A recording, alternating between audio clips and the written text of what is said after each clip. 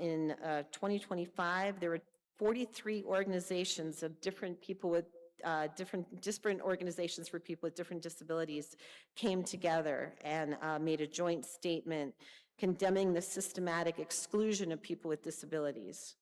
So on the side, you can see some of the different groups that were represented with that, and there was disability rights was passed. I forgot to do a really good quote that you probably saw on the Kenya slide. This was by the Kenya Senator Crystal, I don't know how to say it, Asige, said, "Disability itself does not discriminate. It's just an identity, like being Black, like being a woman, but society has managed to make disability dirty and pitiful. Disability does not discriminate. People and systems do that." Okay. All right, so then again, I looked up some other countries, China and France. There's no protests in China. People are not allowed to protest in China, but there have been still some things passed to help people with disabilities. So there was a sit-in in China with candles, but not a big protest like we've had in some other countries. France also had legislation. So all these countries have legislation to help people with disabilities. That was passed in 2017. Also, I'm running out of time, India and Australia have also passed. I just picked a few countries to look at around the world. So there was the rights of persons with disabilities in 2016, and they have also different laws. So again, the implementation, there are these laws. How are they implemented in different countries, and are they working in different countries?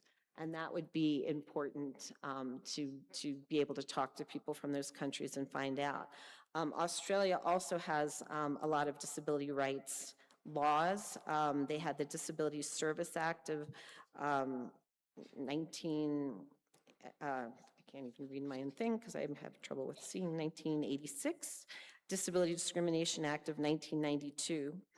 And 2008 was the adoption and ratification of the United Nations Convention on the Rights of Disabilities.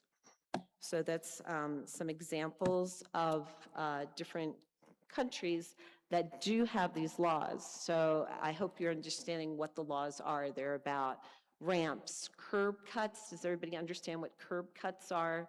Where the curb is cut so you can go up in a wheelchair, up with your crutches. You know, not discriminating against people, allowing them to get the education that they deserve, allowing them to go to universities, allowing people to get all kinds of different jobs, just like all of us. I know a lot of social workers that are people with disabilities, so it's very, very important. And this is, it shows reality of what happens in the world. Some people have great advantages, like the first picture. So they're trying to see a football game, and they have one person in the middle has a great advantage. Some people are born with more advantage than others. Then people talk about equality. So equality of services means everyone gets the same service. But as you can see on the top right, equality doesn't always work. If everyone gets the same thing, it might not work for everyone. So equity means you make sure that people have equal access. People may need different amounts of services to get the equity to be the same as others. Okay, so that's the one on the bottom. I'm getting confused from my left and my right, bottom right. But justice is what we're looking for. So in all these disability rights movements, tear down all the barriers. Why is there a fence? Why is there something in the way? Why are there laws that, or discrimination or people's assumptions in the way? If they're in the way, that's what causes the problems. It's people's assumptions, the infrastructure not being set up right for people to have accessibility. So once there is accessibility, once there is the thinking that everyone can do anything as long as you give them a chance. That's where we get to with the justice. So we're not looking for equality.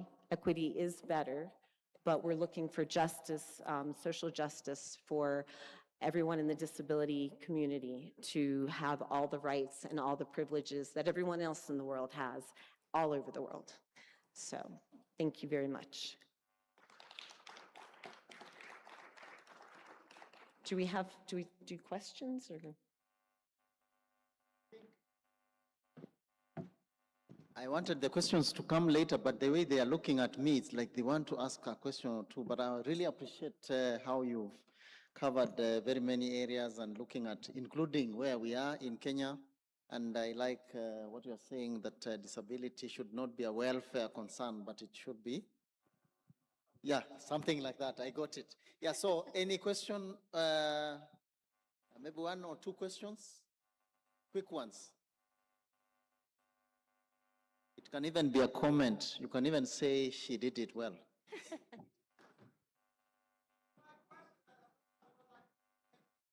Yes. I really appreciate thank you. I appreciate the attention you gave to giving us some understanding of global recognition of disability advocacy.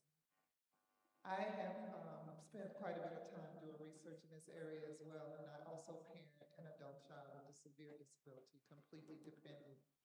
What I found most often occurring throughout the world globally is that those with the most severe disability, non-ambulatory, non-verbal, tend to remain a burden on societies and get the least amount of support and resources.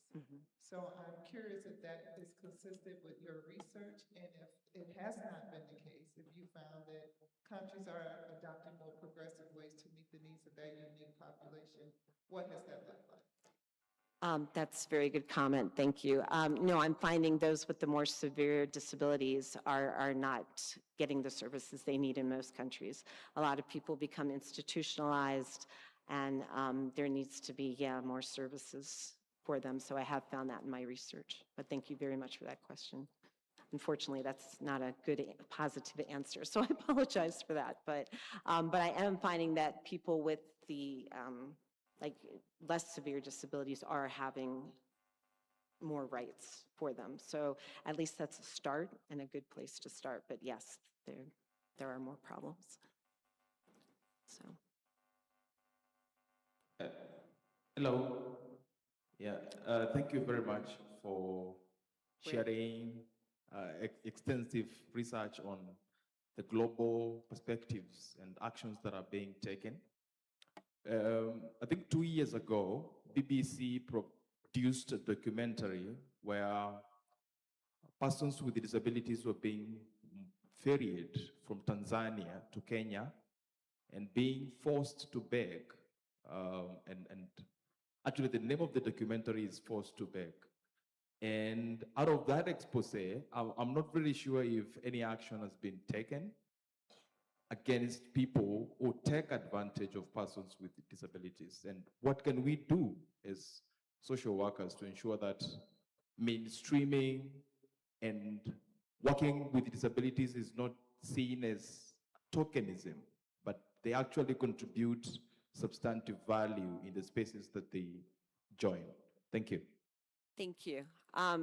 Yes, that's very important to make sure as social workers that people get the services they need. And that's what I've done as a social worker, that they have the access to education, they have the access to employment, so they don't have to beg on the street, they don't have to be treated as less than. And that's what a lot of these laws are supposed to do. If anyone, tries to get a job or get employment and are turned down, I know many social workers that help people to get the jobs they deserve, to get the education they deserve. There was a social worker I know that couldn't pass in the United States, the social work licensing exam. They took the exam like 5 times and couldn't pass because they were deaf, and sometimes it's hard to understand the questions, hard to understand the language when you can't hear it all the time. So the nuances of a language, the nuances on licensing exam was difficult for some deaf people. So there's been some things proposed to help even professionals that are having difficulty to be able to pass licensing exams, to be able to get the jobs and the education they deserve. And that's what these laws are. So as social workers, we need to enforce the laws, help people with that, make sure they're not begging on the streets, as you said, that people are rising to their potential and getting the opportunities they should be getting. So. Thank you for the presentation. I'm a clinician in the United States, Virginia, and as a clinician, I find that people with disabilities, mobile disabilities, that's who I counsel the most. I'm a therapist, and I find that because of the limitations with employment, difficulties, even interacting with people, emotionally, they have a lot of low self-esteem or difficulty, or lack of motivation to even access the services for fear of being discriminated. And therefore, my job is like empowering them, trying to encourage them to move forward, but still that hindrance is there because of emotional pain. Yeah, so well, it was my main job. Now I work at a university, but I was a mental health therapist for people who are deaf and hard of hearing. Exact same issues, the feeling discriminated against, low motivation, and that can be difficult when you feel like the world's against you. And part of discrimination is your own self-discrimination when you feel that you just can't succeed because of all the different roadblocks that you've faced. And so using advocacy, advocating for yourself, I've taught a lot of my clients how to advocate for themselves because they had become so depressed, they couldn't do that anymore. And that helps a lot in helping them know that they can, and they can advocate for themselves. So thank you for your question.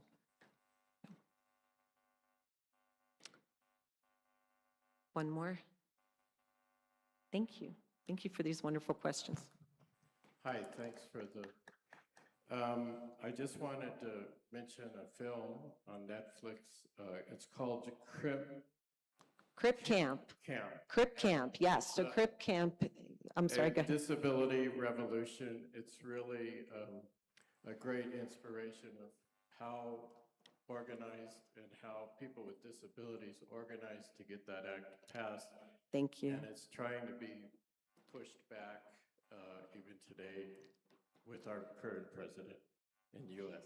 Yes, so Crip Camp is a great movie. It's about a disability rights activist named Judy Heumann who contracted polio and was in a wheelchair her whole life, and she helped pass Section 504, which was the precursor to the Americans with Disabilities Act, by doing a sit-in in the California governor's office.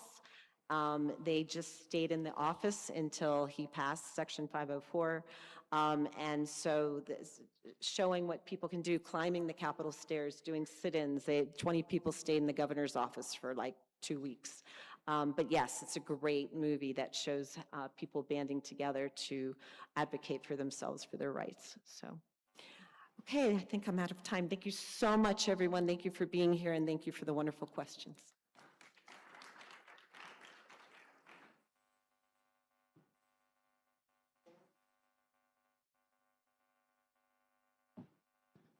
Thank you very much, Elaine, for the presentation. Before we break for maybe 3 to 5 minutes break, we have 2 more presentations. One from Christine Kuz. If she's around, he's around, kindly welcome to the podium so that you can give us your presentation. Let's clap for him as he's coming to the stage. Karibu sana.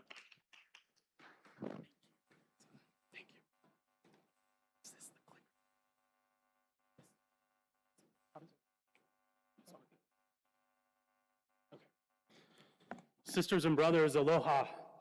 My name is Christian Kuntz. I'm a professor at BYU Hawaii, and I'm going to talk about kapu aloha today. When we were notified a few weeks ago that we only had 10 minutes to present, that kind of led to a crisis for me. I could talk about this for an hour or longer, and to do it justice, you really need more time than just 10 minutes. I am not Native Hawaiian, and that's part of what makes my story powerful because of the impact that this concept had on me. But this is not my story. And I've tried to figure out how best to do this topic justice in 10 minutes. And I felt deeply that the most important thing for me to do would be to step aside and allow them to tell their story. So I have a video that's about 6 or 7 minutes long that I'll watch, and then I'll talk for a few minutes afterwards.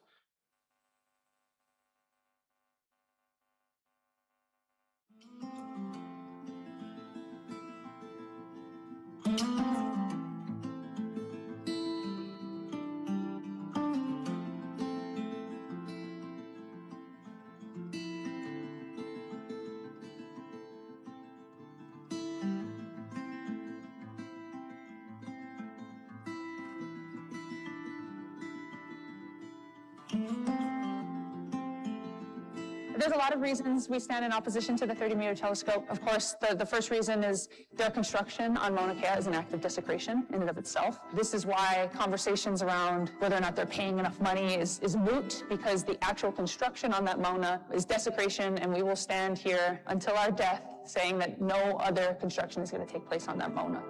This mountain is held as conservation land. It is zoned as conservation land. Therefore, it's supposed to have the highest level of protections to protect that natural ecosystem as it's supposed to exist. Astronomical construction projects, development, roadways, parking lots, visitor centers, none of that should be in these spaces.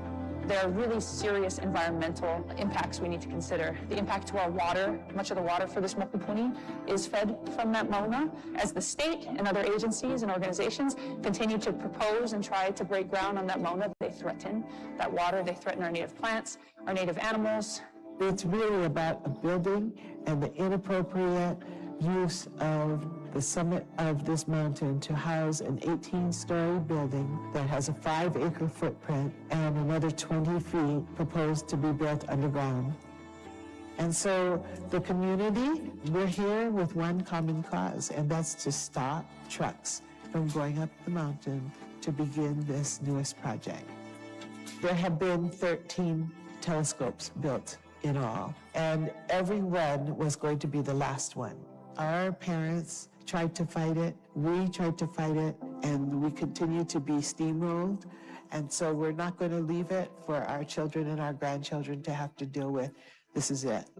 We're drawing the line in the sand, and we're not allowing any more development and no more desecration on the top of our sacred mountain.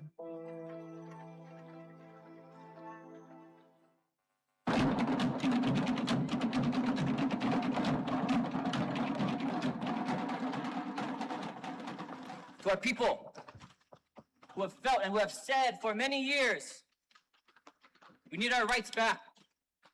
We need to be respected as a people. We are indeed a living people with a living culture. And we can say that all we want. We've been saying it for years. And guess what? Kuli. They don't hear it. So maybe their vision is a little bit better than their hearing. Maybe we can demonstrate to them clearly what we mean by those words. This is about our right to exist, the way our kupuna existed. This is our right to be our kupuna. And so I ask my people, what kind of kupuna will you be?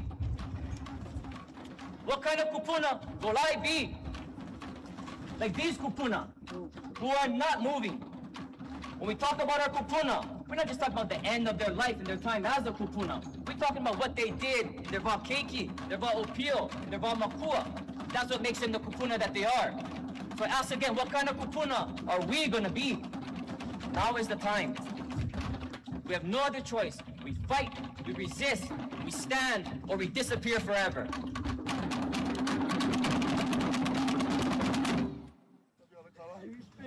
I cannot give him. Wow. I like you guys' man carry me.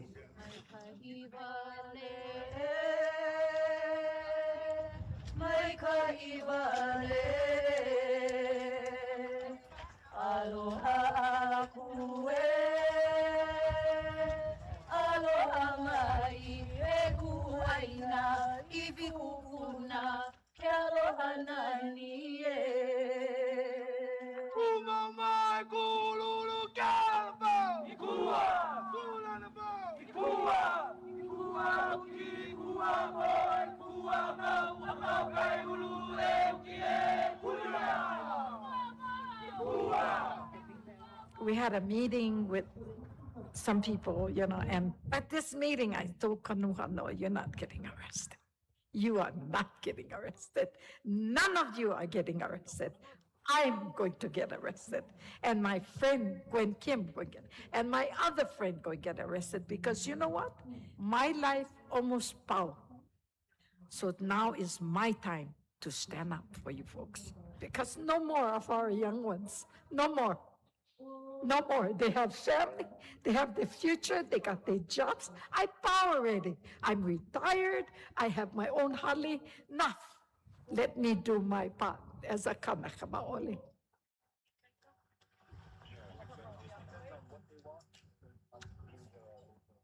Stand for the Mauna now. Don't leave the Mauna. Watching those kupuna get arrested, I will never forget it. I looked around and I saw people crying from their soul, away. It's not a regular kind of cry. It's a cry where you cannot breathe because the people that you love, that stood for Kaho'olawe, that stood for Pohakuloa, that stood for the Mauna for the past 30 years. So many of our leaders that brought back our language, brought our hula back to the forefront, watching them zip-tied and put into vans. I will never forget that, ever.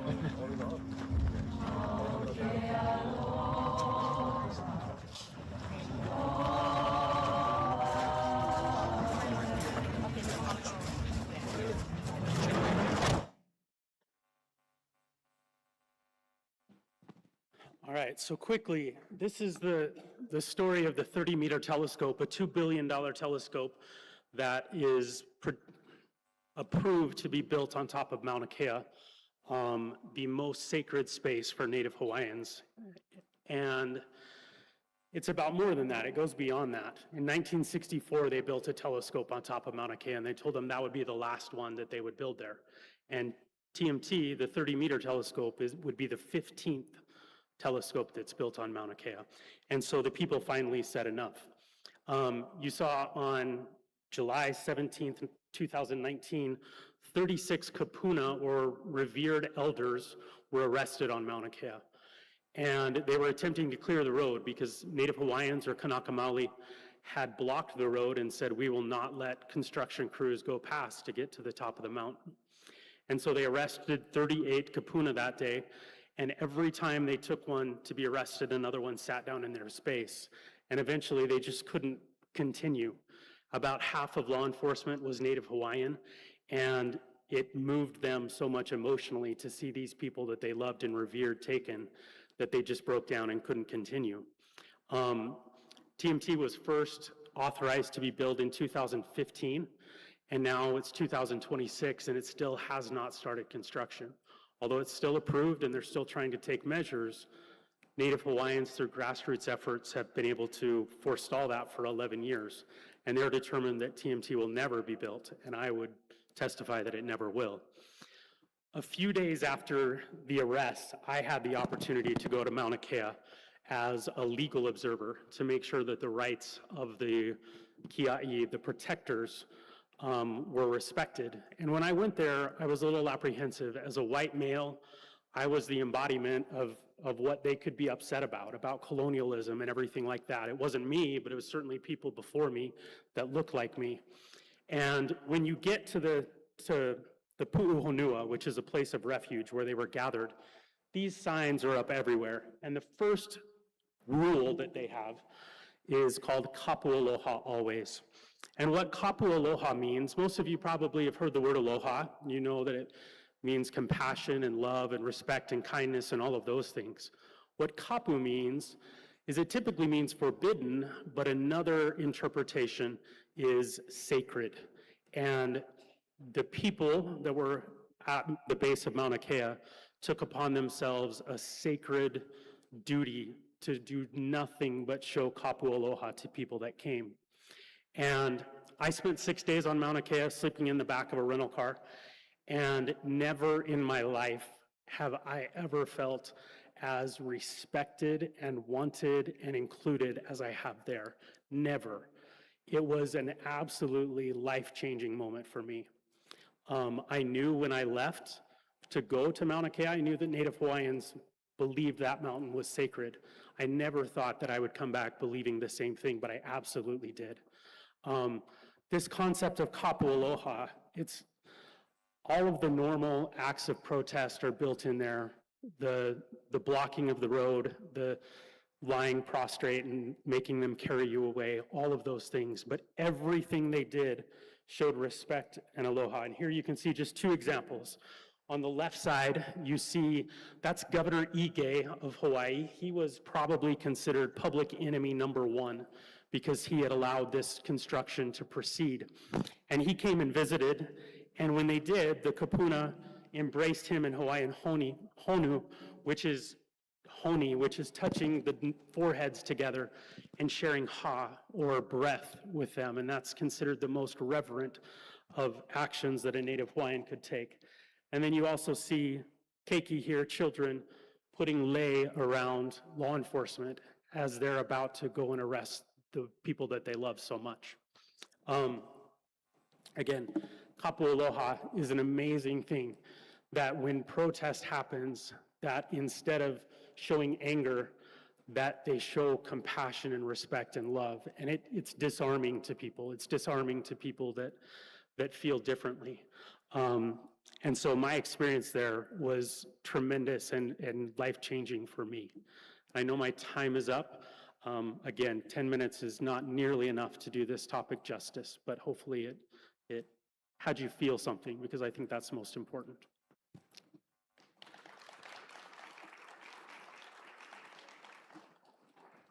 I don't know if there are any questions. I think we're running behind. We'll be quick. All right, I'm good. No question. If there's any question? Yes, there is a question there, or a comment. Thank you for the presentation. It's very moving. As a Black American, and we're always approached with this act of having to resist. And when we resist, there's this, it always leads to the violence and to act in love, which love covers all and breaks down.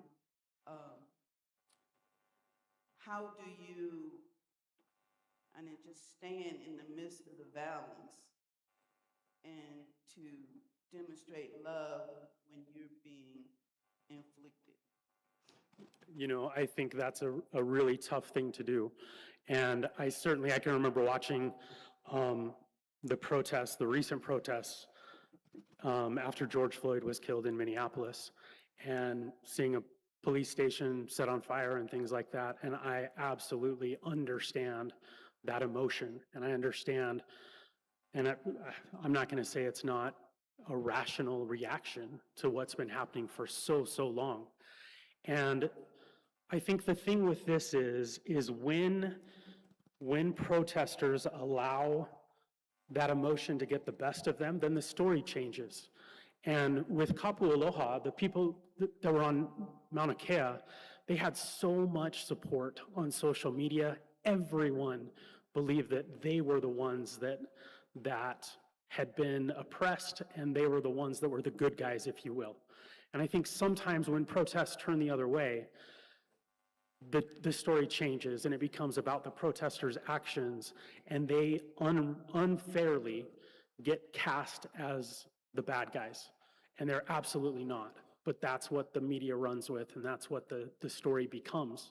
And so it takes away from the message. And again, I'm not blaming anyone that acts out of emotion, because I absolutely understand that. And I'm not saying that I wouldn't do it in that situation. But when a community is able to make sure that nothing unkind comes from them, it's an extremely moving thing to witness. Any other questions? If not, I'm totally good. Oh, somebody.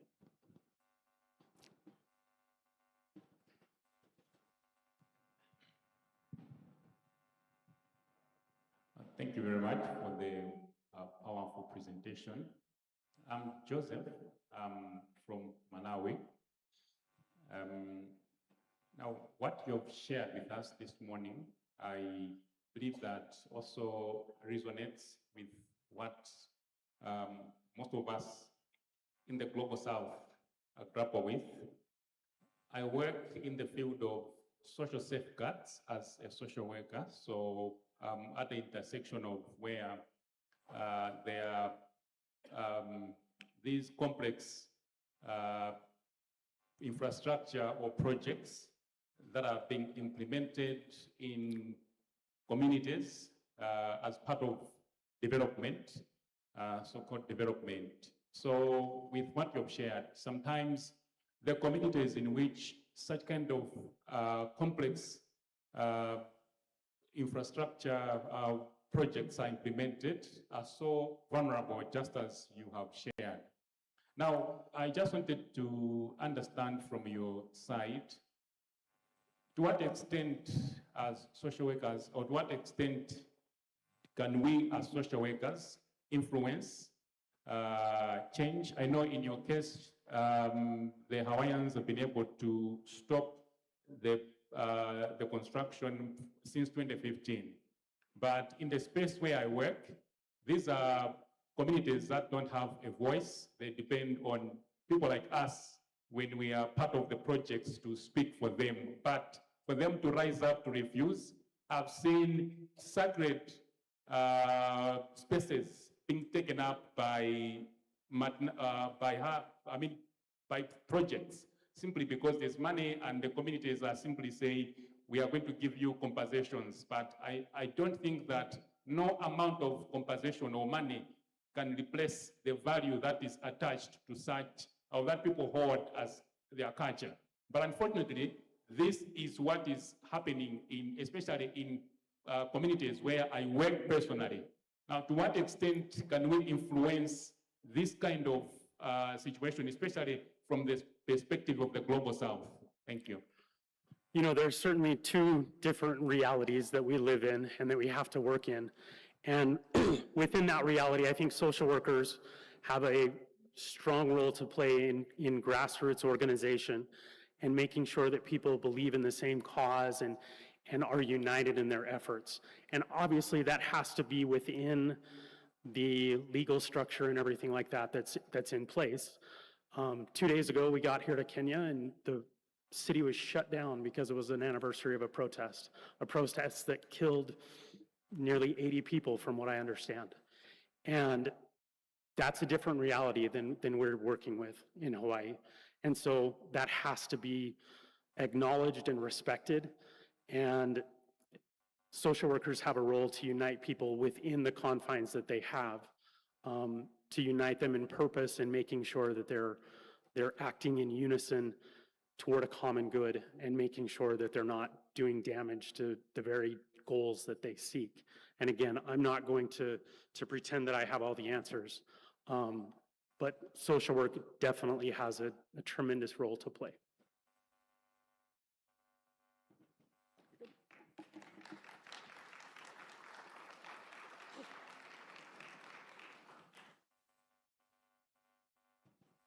Asante sana.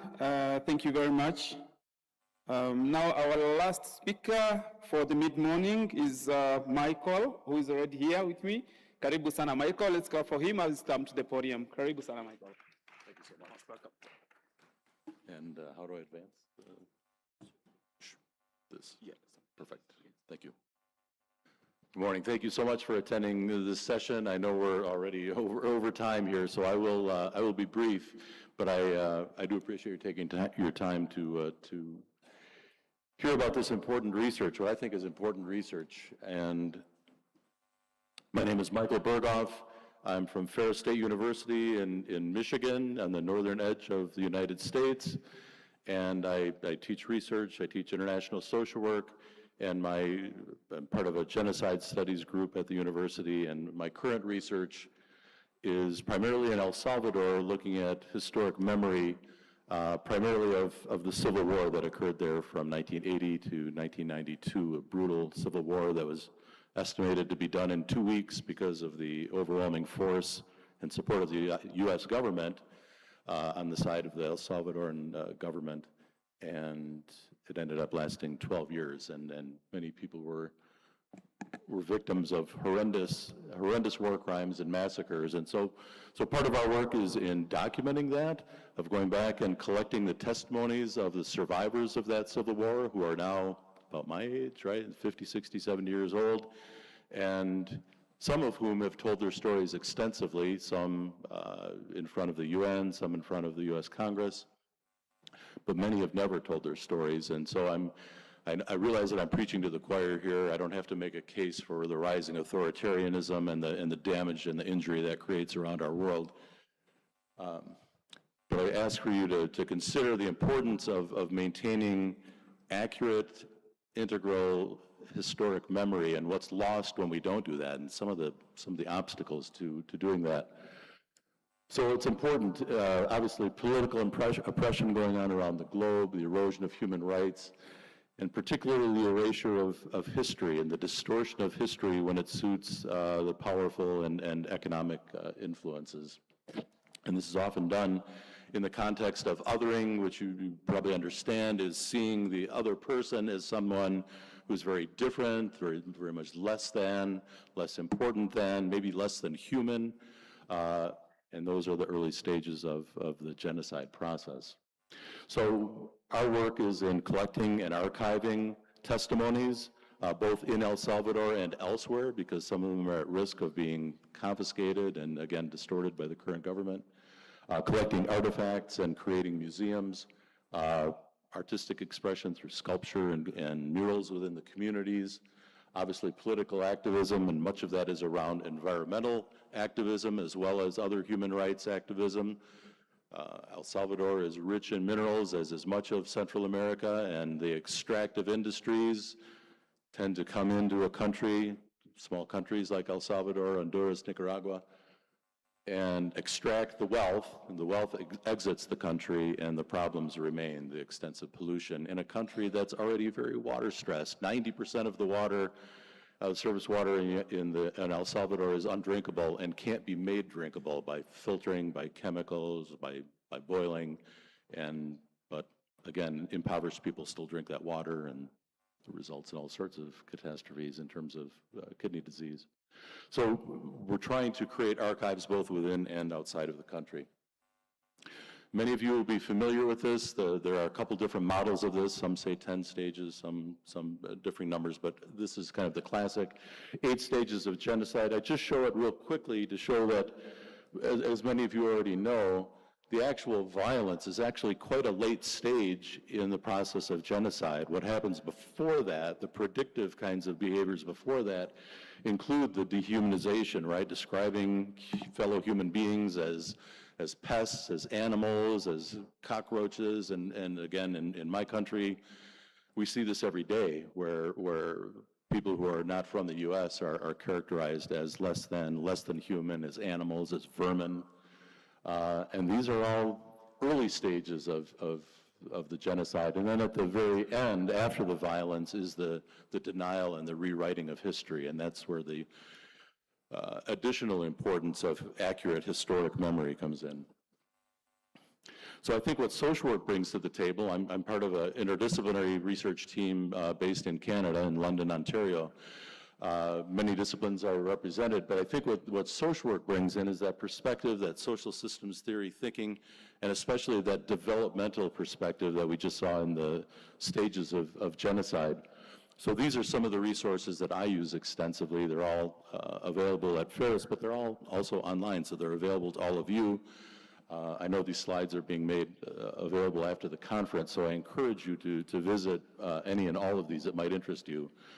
Very unique at Ferris is the Jim Crow Museum of Racist Memorabilia, which is dedicated to the study of racist artifacts of racism against Africans and primarily their American descendants, and in everyday objects, not in grand organized ways, but in the things that people have in their homes, ashtrays and license plates and wall plaques, lamps, fishing lures, all sorts of crazy things. So it's one of the most extensive collection in the world of racist memorabilia.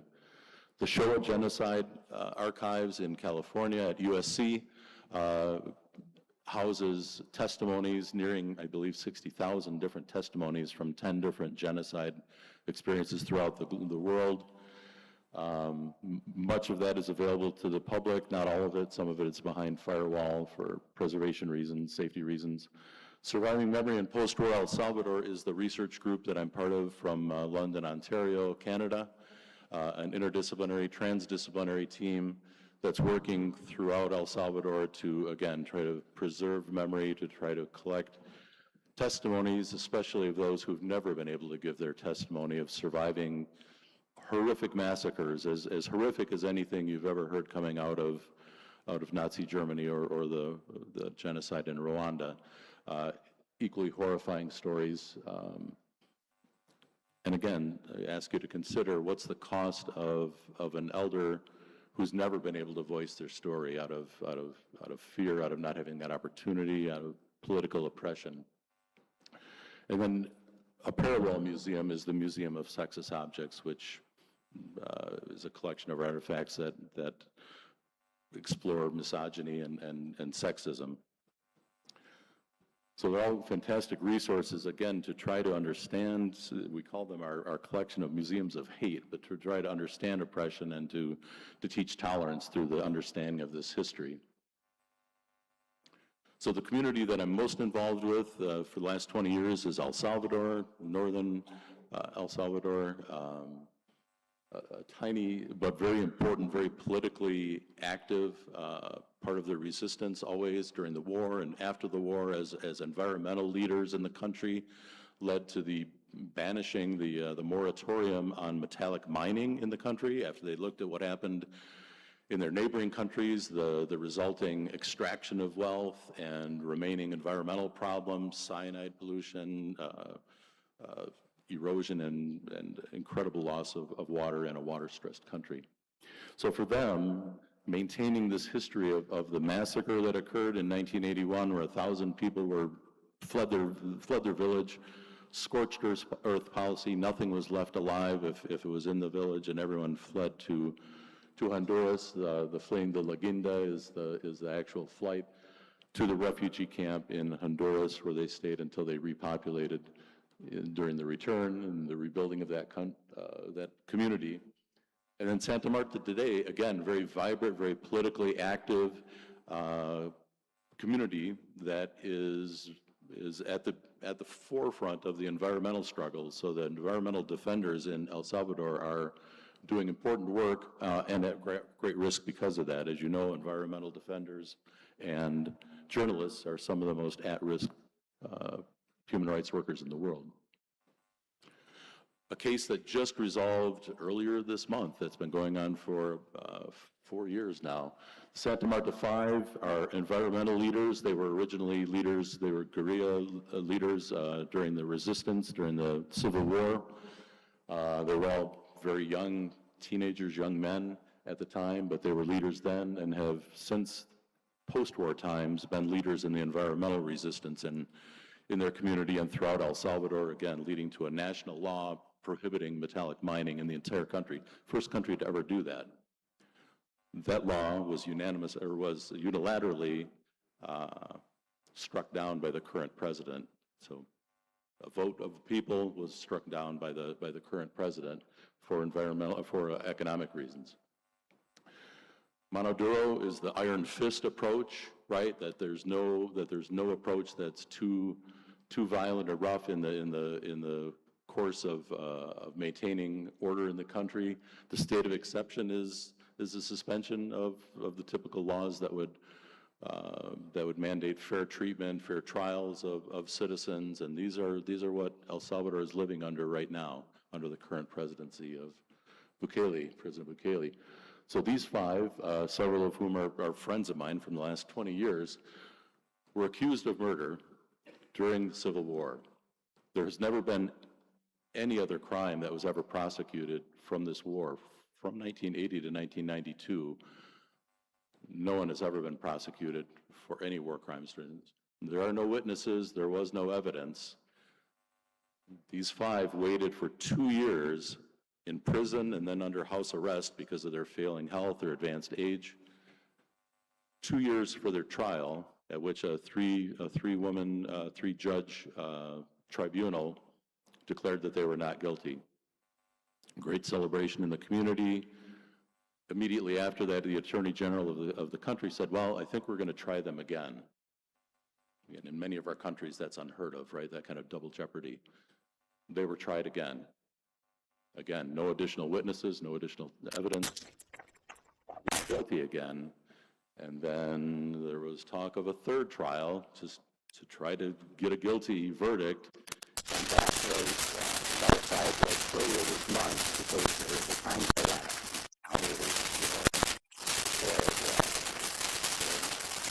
Not guilty and not letting that support the country for the cases in the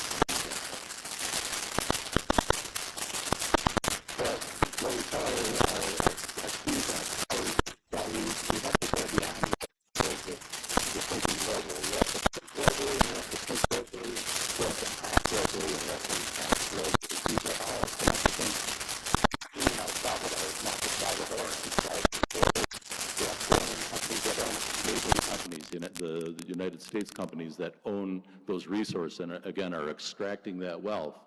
So we need to connect all those dots and see that the local is global, that what's happening in the Congo in terms of minerals and chemicals is to satisfy the consumption in the global West and global North.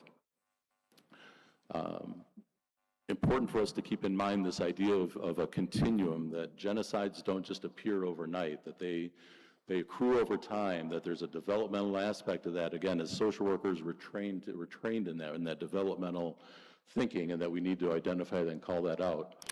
And as I remind my colleagues, if things are bad in the United States, remember that it's much worse in the global South, right? That countries that are in elite, wealthy countries need to be reminded that whatever oppression they're experiencing, it's worse.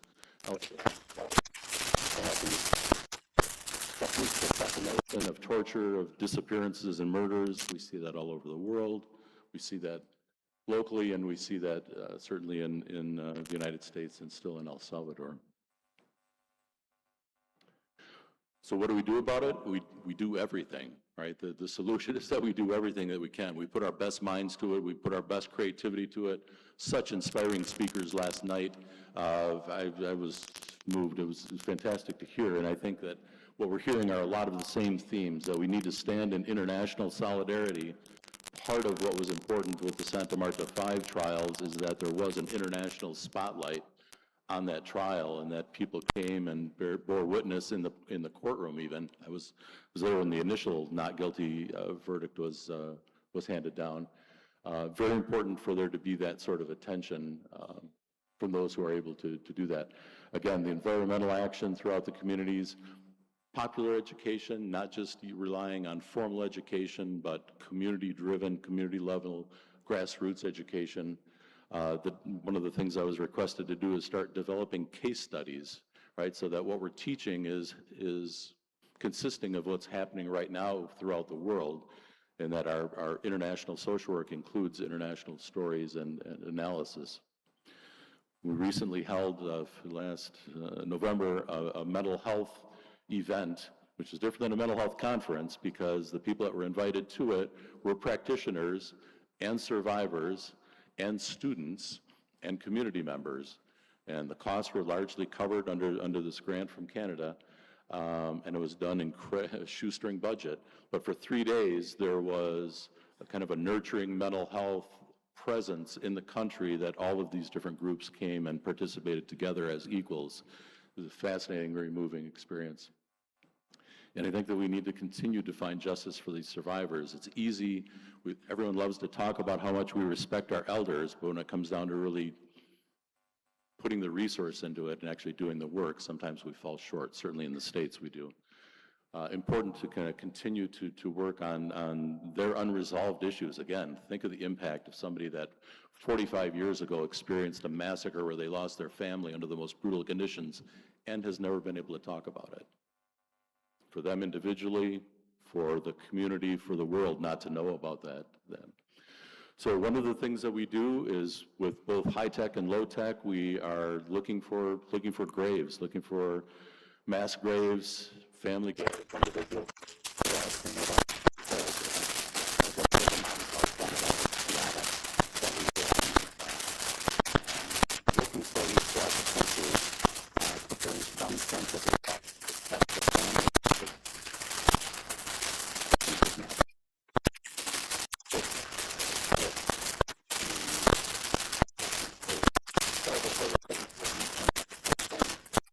Still are trying to grieve, and some just are missing, right? So it was very important to develop both physical museums and as memorial sites so that people who were never able to fully grieve their loved ones and their presence, don't know where they are, where their remains are, at least have some focal point to come and have some communal grieving. So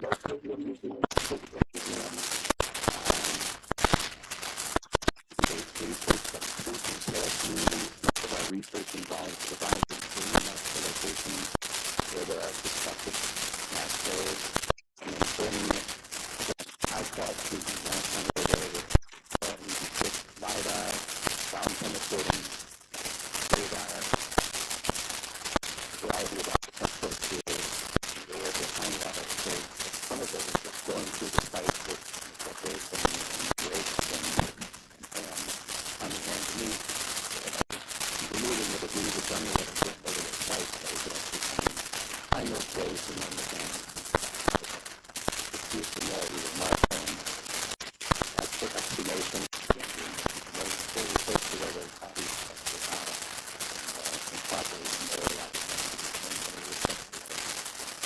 So continuing this photograph with them, again, this is on many levels, but in our project of largely additional focus on environmental activism, focus life-saving environmental issues, water resource, and related issues. So building archives and then support about journalists. Again, journalism in Central America, journalists doing great applications of journalists are routinely disappeared or murdered, so private enduring. Important for us to support that activity. So that is very quick. Here's my contact information. If any of this helps you or you're interested in more information on those, please look up that.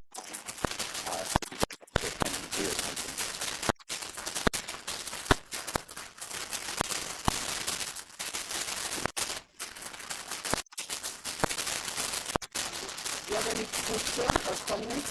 Yes, we have a question here. With the microphone?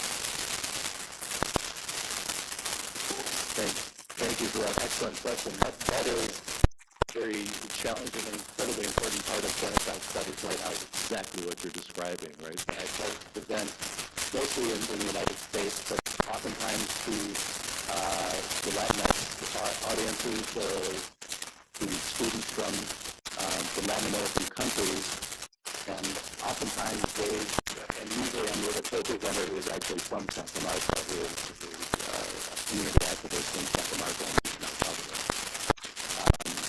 Come up and say thanks for the presentation, but anyway, but that this is the first time they've ever heard any mention of that, and say that maybe they've heard of the Holocaust, or heard of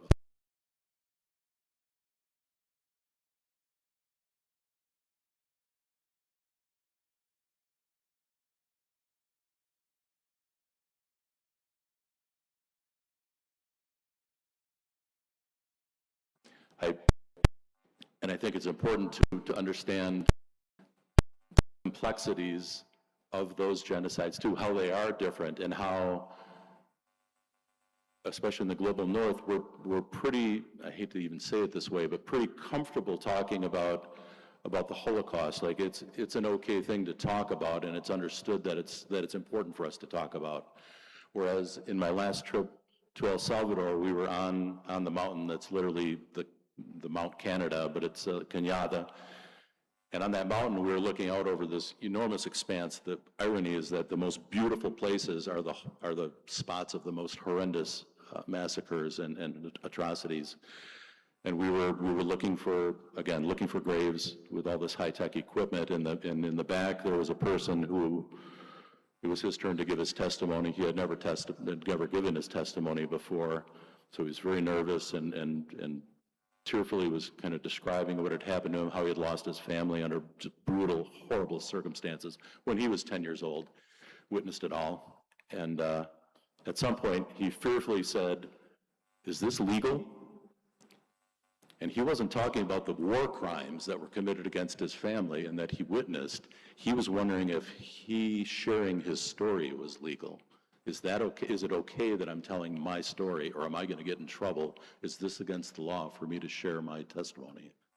And that pretty much choked all of us up, and sort of is resulting in another kind of spur of research in that direction of how do we properly take care of those elders who are describing with very little support, again, communally and globally, very little support, telling their story of their mass violence and genocide. So, I know I've gone over my time. Thank you. All right, thank you so much. Thank you so much, Michael. Let's go for him more. So we were supposed to go for a break of around 5 minutes. We are sorry. We still have more questions and understand from Michael, but maybe you can see him at a later time than you ask those questions because of time.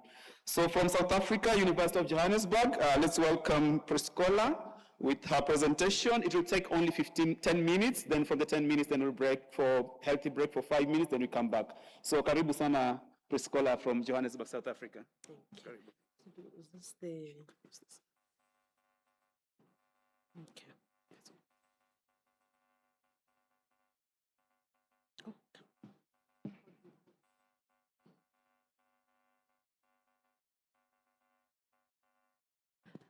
Sanbonani Dumelang Absheni. Good morning. My name is Priscilla Kosa from the University of Johannesburg in South Africa. I must declare, colleagues, that I'm not a fan of podiums.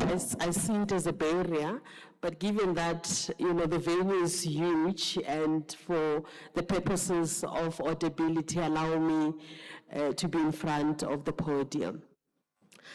I greeted you in 4 of the official South African languages. I hope you caught on that. My focus this morning, colleagues, is looking particularly at the professional development of social work practitioners. So my research interest is on supervision because I view supervision as one strategy in which we can develop particularly newly qualified social work as they begin their journey as professionals. So my paper is titled Guiding the Guardians and looking particularly at the implementation of the supervision framework in South Africa. Although the research was done in South Africa, I'm hoping that it will have applicability, relatability, and relevance even in your different context. So it was part of my doctoral study, which looked at how the supervision framework in South Africa was implemented within a specific child protection organization in South Africa. And I particularly looked at a case study in a child protection organization, taking into cognizance that supervision within child protection sector is particularly unique, given that we're working with vulnerable children. We're working with children in need of care and protection. So the support of social workers is essential in those sectors. And I regard supervision as a formal process which happens within a supervisory relationship wherein an experienced professional guides and support supervises, which are usually newly qualified social workers or emerging social workers in the field, and guiding them as they provide their services to the different client systems. So within the South African context, our child protection sector is very much legalized, which I would believe in most countries is the case. And because of that, social workers spend most of their time doing a lot of administrative functions, which then lead to even the nature of supervision focusing primarily on the administration. You know, you tick box exercises of how many cases of children do you have, how many children did you place in a safety house, how many children did you place in a children's home, but not considering the well-being of social workers themselves who are working with those vulnerable children. So hence, reflective and supportive supervision then becomes very essential, but research has shown that it's very rare.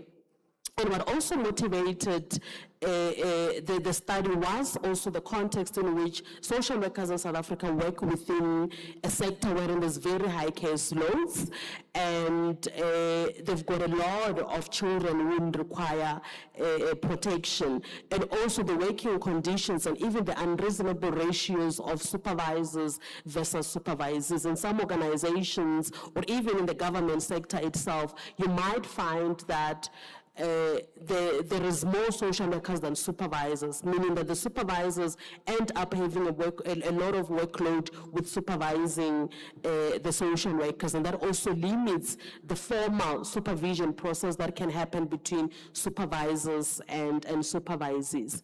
So the government of South Africa, in partnership with the South African regulatory body, developed a supervision framework in 2012. And the reason for that was because they realized that the nature of supervision which was provided at the time, it was very informal, what we call on the run, you know. It wasn't formalized wherein there's a clear professional development plan of social workers who are coming in, and a clear process of how those social workers can be supported in the field. So therefore, that affected the nature of social services that was provided to different client systems. So the government and our regulatory body came together to develop that social work policy in order to guide the norms and standards of how supervision can actually be conducted within different organizations in the country. So the time that I was doing the research, there was no study that looked at how that supervision framework is actually implemented. So hence I was interested in finding out the experiences of social workers and supervisors on how that framework has been implemented. So I'm not going to bore you with the methodology, but just to say I interviewed 20 social workers as well as 8 social work supervisors in that specific organization, which was my case study.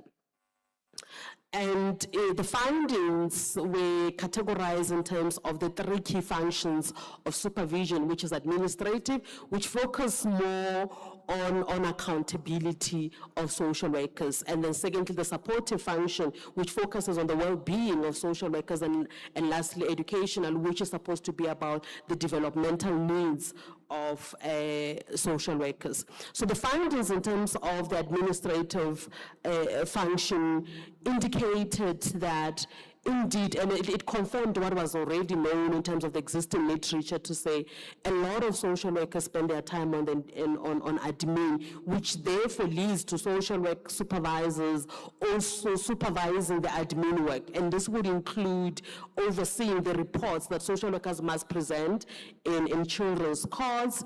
This includes supervisors reviewing the reports, signing those reports. So they spend a lot of time doing that when it comes to the administrative function of supervision. And even compliance, did you comply with the legislation of South Africa when you removed the children, when you placed the children? So the focus becomes that. And then in terms of the educational supervision, what I found was that there is limited individual supervision, and I think when supervisors want to conduct supervision, they rely more on group supervision because they know it will save time. I will see all my 10, my 15, my 20 social work practitioners at the same time. So what that then does, it ignores the individual needs and developmental needs of social workers, because then it becomes a one-size-fits-all to say, okay, we're going on a workshop on adoption, we're going on a workshop on how to write a report, but you might find that individual social workers have different and unique needs in their growth and development. Lastly, it was on supportive supervision, which I found it was non-existent in the organization, and because there was no safe space wherein social workers could reflect in terms of their experience of working within the child protection care, their well-being in terms of how they're managing and coping with the workload that they have when it comes to child protection cases. And this was particularly because the focus was on the managerial supervision and the clinical supervision, because the clinical supervision tells us you care about the practitioner. Not necessarily what is expected of them, but you regard them as human beings who also have their own individual struggles which could impact on their working environment. And this is where supervision comes into playing a very crucial role in that regard. So from the findings, colleagues, what I can conclude is the fact that indeed the administrative function seems to overshadow the significance and necessity of reflective as well as supportive functions of supervision, which are significant if we are to care about the guardians who are supporting and guiding or who are supporting the children who are vulnerable. So therefore, the supervision process must also take into account and prioritize reflective as well as supportive supervision, which focuses on the well-being of the guardians, which are social workers, as well as their well-being. And also to add that, if the majority of us here are social workers, for sure in your undergrad program, somewhere, somehow, you learned about the ecological systems theory. You know that when you look at your client system, you look them within the environment. So similarly, when we look at practitioners or within the supervision from which I call the ecology of supervision, it is the safest use of the client system that the social workers work with. It is the practitioner, it is the supervisor, but also the organization itself. And this was an interesting finding because I looked at a specific case that they had a supervision policy which was aligned with the supervision framework. And what was interesting then was how uniquely they were doing supervision. So there was some alignment, but in some instances, misalignment with how the supervision framework was implemented within the organization, which tells us that even the organization itself, even the environment itself influence how supervision is conducted within different organizations.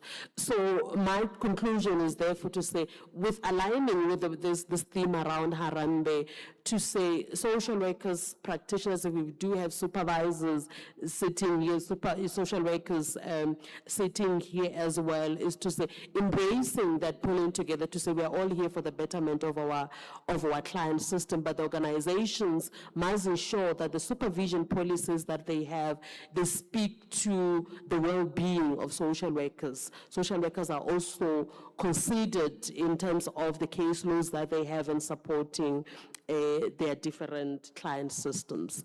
Should you have further questions, comments, interest in this work, colleagues, you have my email address there.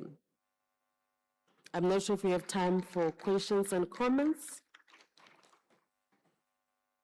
I ran a marathon. My colleagues took all the time, so I was very precise. Less than 10 minutes, program director.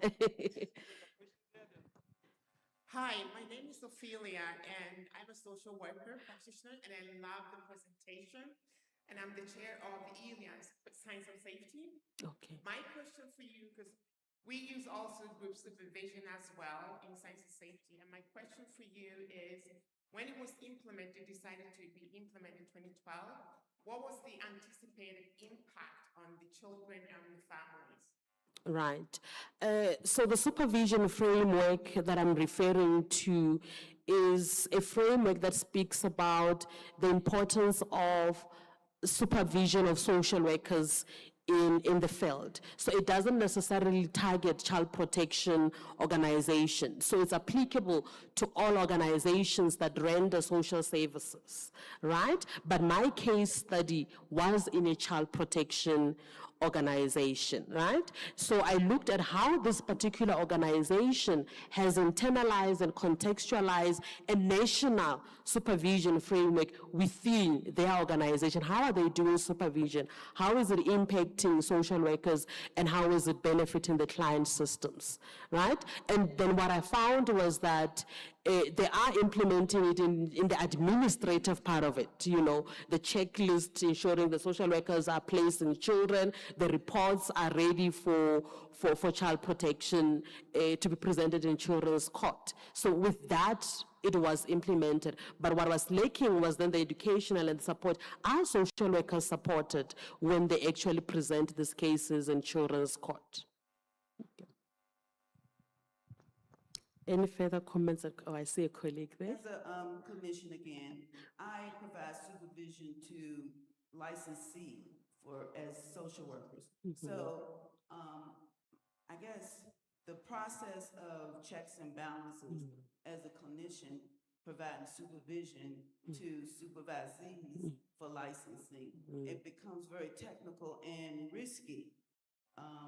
And when I say risky, it's because of today's society, you know, technology and fraud and I guess money, you know, people doing this, I don't know if they're doing it for money or what, but it turns out that the supervision that we provide is more face-to-face with the clinician, and we're not in the field of, you know, looking at their notes, making sure that they're seeing these people. And as a clinician doing supervision, your risk becomes very high providing supervision for other clinicians, supervisees. So how do we, as looking at this globally, because we have to protect our field, we have to protect ourselves, how do we globally address putting more, putting something in place to monitor these supervisees and making sure that they're doing what they say they're doing when they're meeting with you individually? Mhm. I love that question, right? In South Africa, we have our legislation obliges social workers to be supervised, right?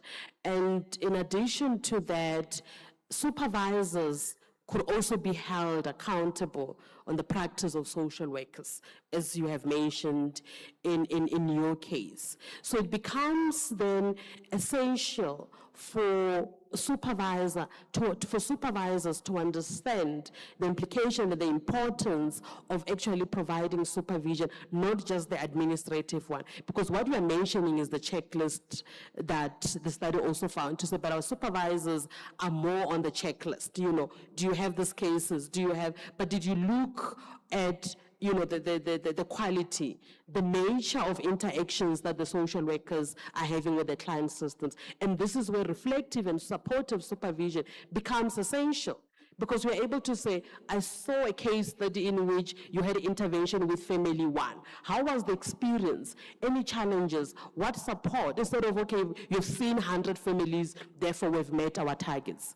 And then I think part of it is the neoliberal environment in which we live in, particularly in child protections, because in South Africa, child protection organizations are funded by government. And for you to get the funding, you must produce the quantity instead of the quality. So supervisors find themselves in that you are for social workers, but you're also reporting to management. You are also responsible for the quality, the checklist that you have just mentioned. So in one of the paper that I speak about the way I speak about the College of Supervision.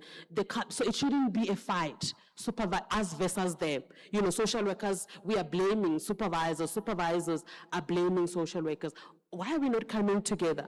Because this is a struggle for the profession, and it affects, which is our main customers, the client systems that we are working with. So I would say globally, in whatever environment, settings, countries that we come from, can we pull together as practitioners and supervisors? What are the struggles of supervisors? What voices can social workers come to elevate the concerns of supervisors? What supervisors can do to elevate the voices of social workers? So I'm of the view that collaborative supervisory relationship, instead of the us versus them, could potentially be a good start in ensuring that we safeguard the protection of children that we are working with, but also social workers are safe. And also you as a supervisor, you are without doubt to have provided the support to the supervisors, to the supervisees, but I'm also certain the work that they're doing is for the better of the communities that we serve.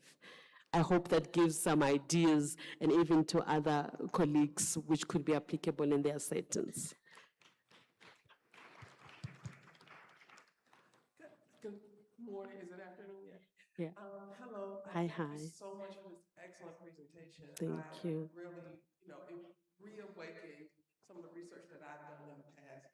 What I wanted to just ask you about and highlight is that I'm a social work educator. I teach social work practice. And one of the things that I have found that we don't talk enough about secondary traumatic stress, vicarious trauma, compassion fatigue, all those things that happen when there is not enough of that supportive clinical supervision. Yes. And I wanted to just say something about the supervisor too, because the supervisor still is a social worker, right? They may be out of the direct practice every day. And I align with that because I'm an educator. I'm not in practice every day, but I know some of those things.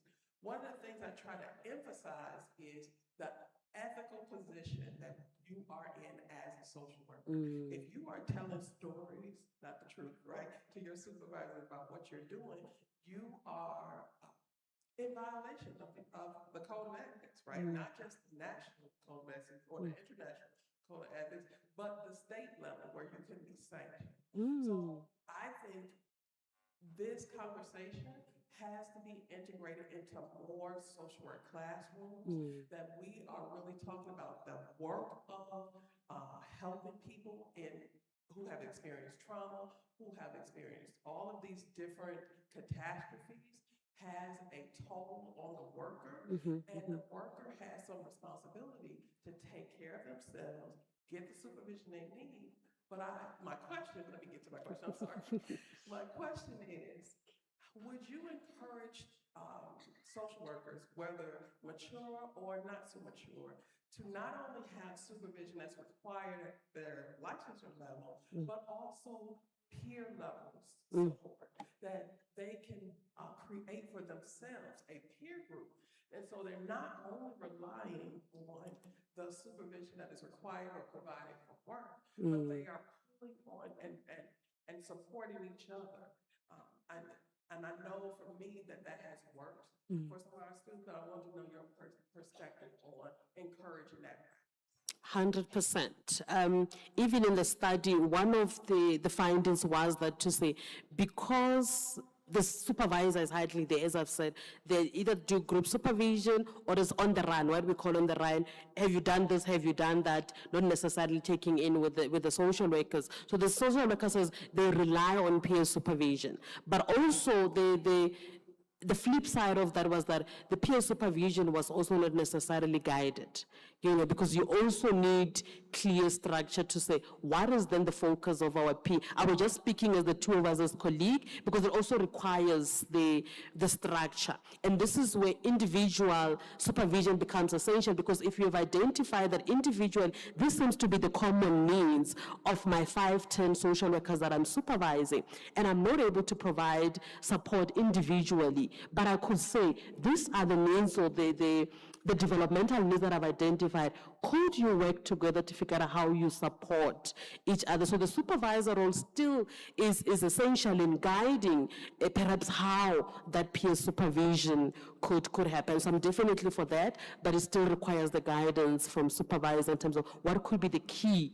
things that could be covered in those peer supervision sessions. And in the comment that you made, which I loved, now I forgot, I wanted to comment on something that, okay, yes, the ethical implications of supervision. Of course, I'm not familiar with US, I presume you're from the US, legislation on that. But in South Africa, we have what we call shared confidentiality. So, and this, which usually also happens in field practice, when our students are seeing clients, they share that with their supervisors, and they have to communicate to say, what you are sharing with me, the possibility that I might share with my supervisor because I'm working under supervision. So even in those professional relationships, because social workers, supervisors also have to be social workers, so there is that shared confidentiality to say, this is the case, I'm struggling with this case, and because of the ethical obligation of supervisors as well, then they are supported in that, so it wouldn't necessarily be considered as a breach, but the social workers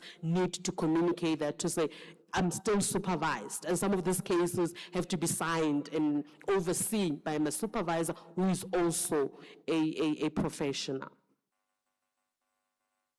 Okay. I believe that was all. Thank you for your presence this morning, colleagues.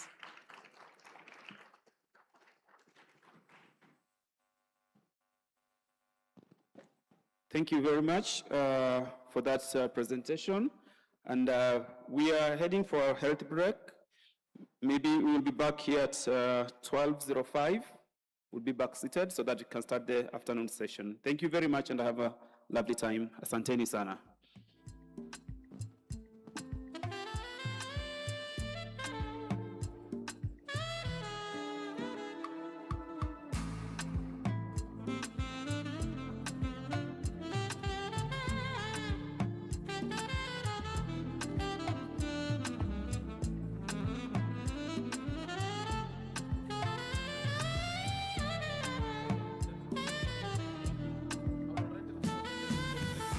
My sister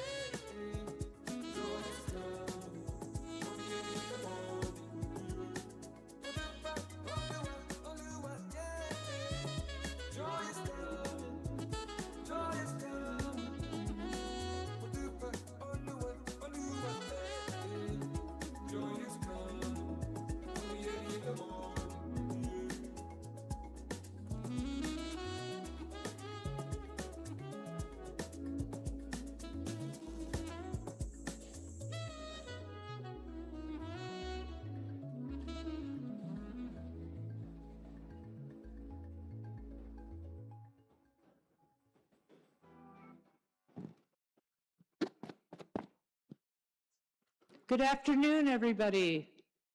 We're finally ready to get started here. So thank you so much for coming. We've got some really interesting presentations here. My name's Liz Lightfoot, and I am from Arizona State University in the United States, and I will be the moderator today. As you probably know, each of the presenters has 10 minutes, and we only have time for a few questions for each one. So start thinking of your really good questions while they're talking. Hopefully this is on now, but I'd like to welcome the first presenter, who is Medvi Sarvi Hampa from the Iran Association of Social Workers, who will be speaking on a critical evaluation of Iran's National Suicide Prevention Program, alignment with the World Health Organization's Live Life and Evidence from Iran. So I'll turn it over to you. Hello, good afternoon. It's a pleasure to be here with colleagues from the international social work community. My name is Mehdi Sarvi. I am a board member of Iranian Association of Social Workers and CEO and chairman a national licensed social work institute in Iran. Today, I am pleased to share the finding of my research on a critical evaluation of Iran's National Suicide Prevention Program, or NSPP.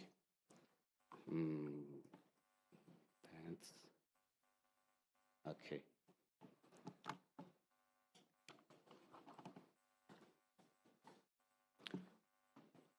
Suicide is one of the most significant public health challenges globally.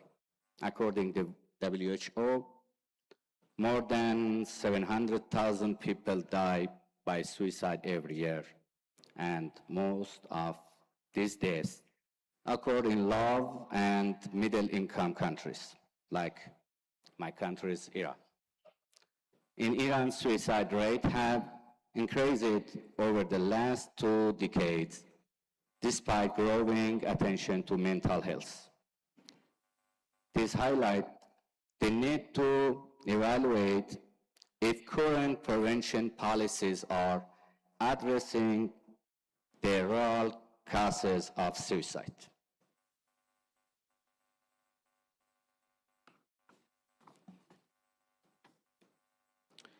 Our research had 4 core objectives. First, we evaluate the overall effectiveness of Iran's NSPP. Second, we assessed its alignment with the WHO Live Life framework, which represents international best practice standard for suicide prevention. Third, we examined the multidimensional causes of suicide: structural, relational, psychological, and behavioral. Finally, we identified both program strengths and critical gaps to inform future policy development.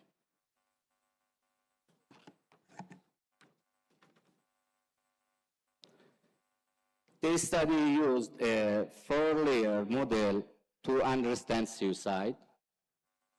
At the structural level, factors such as poverty, unemployment, and social inequality influence risk.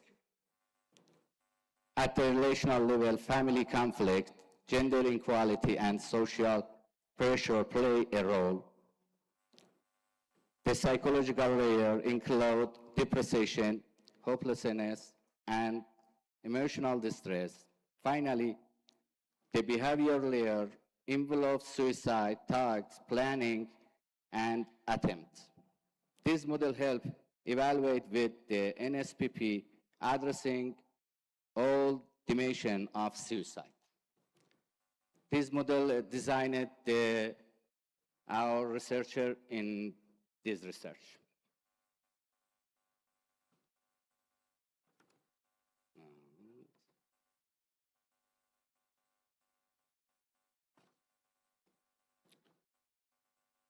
This study used qualitative document analysis.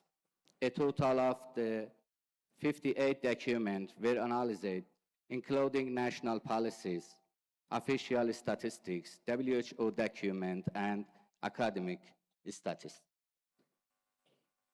The analysis compared NSPP policies with WHO life recommendations and with evidence about suicide pattern in Iran. This approach allowed us to identify both strength and gap in the program.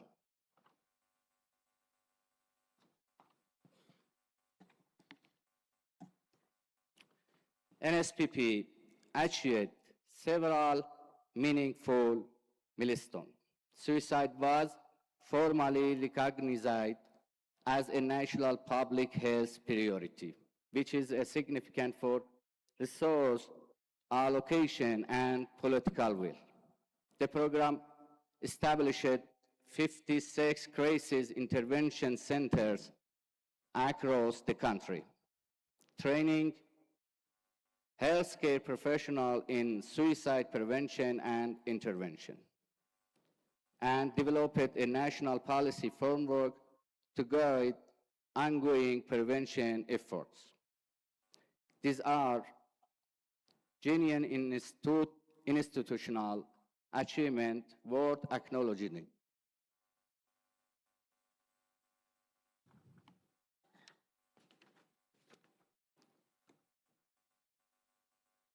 Despite its achievement, this NSPP has notable weakness.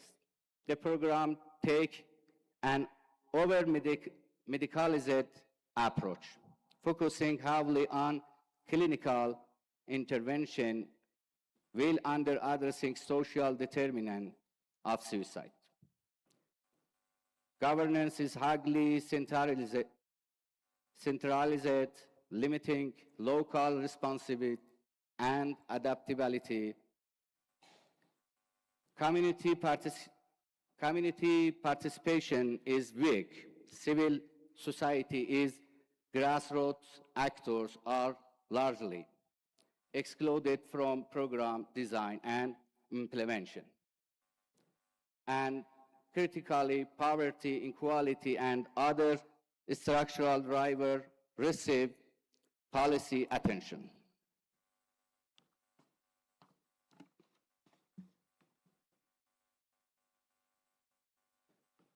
Our analysis revealed significant provincial disparities in suicide rate across Iran. You see in the slide, Western province, including Kurdistan, Kermanshah, and Elam, show higher rates than Eastern and Central region. Gender-related also differ. Women face distance risk, including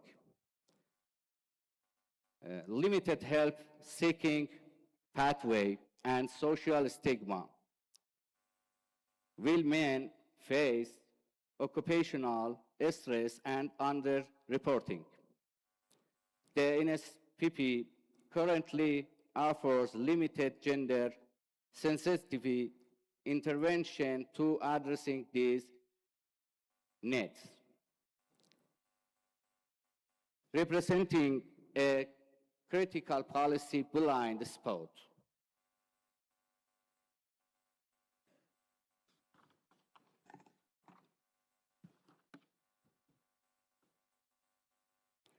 This slide summarizes our core evaluation finding, strength and weakness. But this is important to know. The overall goal of the suicide prevention program is to reduce the suicide rate by the 10% compared to the base year, 2019. Suicide statistics in Iran show that the suicide rate increased by about 50% in the first year, 22% in the second year, 25% in the third year, and more than 45% in the fourth year, compared to the base year of the program.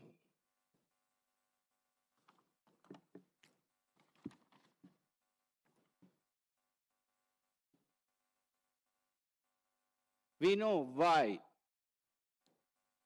program is working in Iran, but suicide rate growing. Because is medicalization, not attention to social work, not attention to social factor, just the focus on the psychological. Life form work, the WHO in the warning to the countries, suicide is not medical problem. Suicide is a social justice problem. If in countries like my countries, Iran, programs need to redesign it and focus on the social factor and give a more power to social worker to working with the policy, political governance, and people who has an ideal to the suicide. Okay. And I'm sorry to my accident in English. I'm Persian, and to the learning the English. And thank you very much for your attention. Thank you.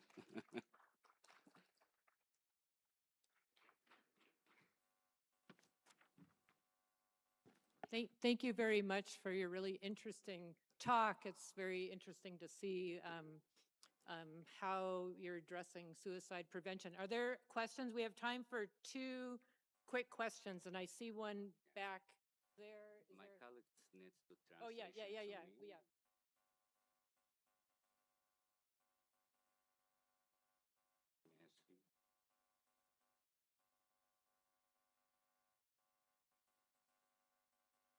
Hello, okay. I was wondering if safety planning was a part of the intervention process, and did you find it culturally appropriate? Do you find safety planning culturally appropriate?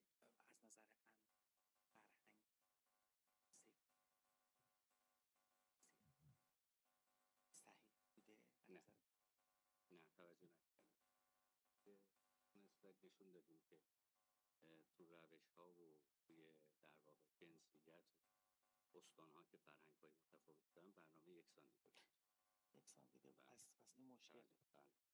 There was a problem, as I already showed in the slides, in the different provinces and in different areas of the country where there are different kind of cultures,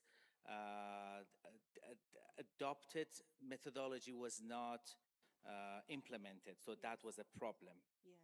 So it was not cultural sensitive. Yes. And that's why there was no effect. I see this as a factor even in the West, in North America, where the safety plan has limitations, where people in distress, you can't count on them to rely on the safety plan when they are socially isolated in these other factors that contribute to the emotional crises. Thank you. Correct, thank you.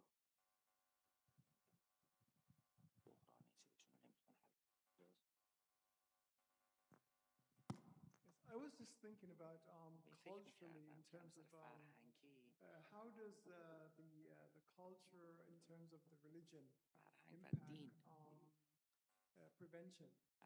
What role does that play in prevention?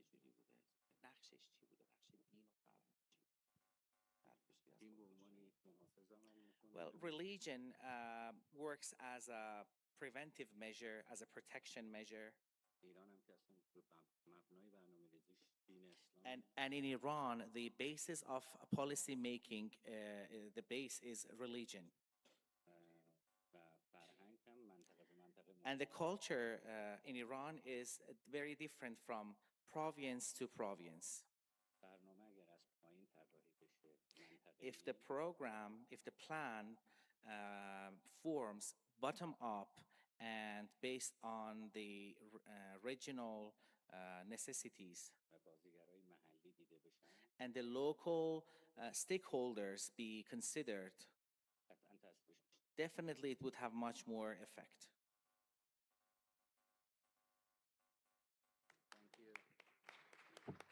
Let's give a big thanks to our presenter. Okay, I'd like to invite the next presenter up, who is Margie Shaw, who will be speaking on a protocol on group-based brief mindfulness intervention for menstrual distress among marginalized women.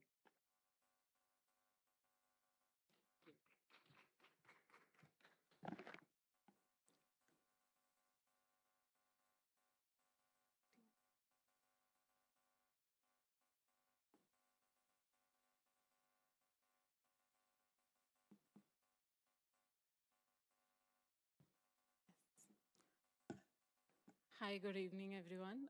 My name is Margi, and the title of my study is A Protocol on Group-Based Brief Mindfulness Intervention for Marginalized Women regarding menstrual distress during menstruation.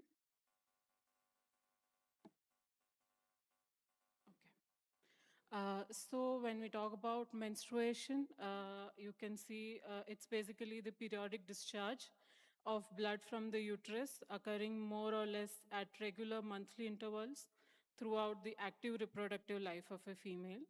And there are various physical and psychological symptoms associated with menstruation.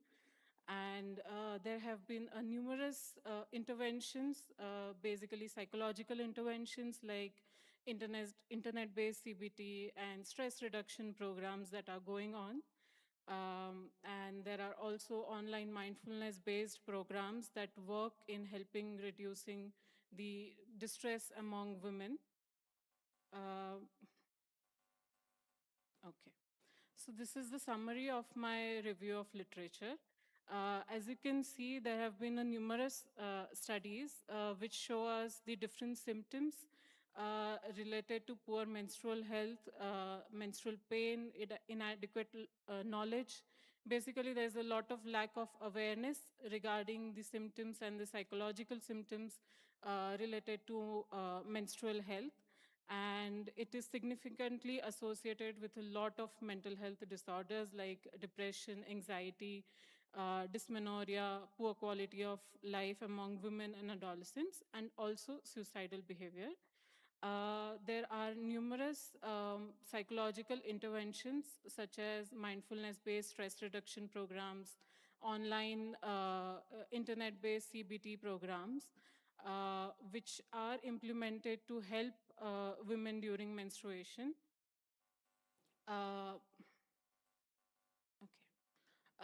But when you talk about the various programs which are available for helping women during menstruation, you can see there is a significant gap in implementation of these programs, significant gap in terms of being culturally relevant, specific tailor-made interventions for a specific group of women.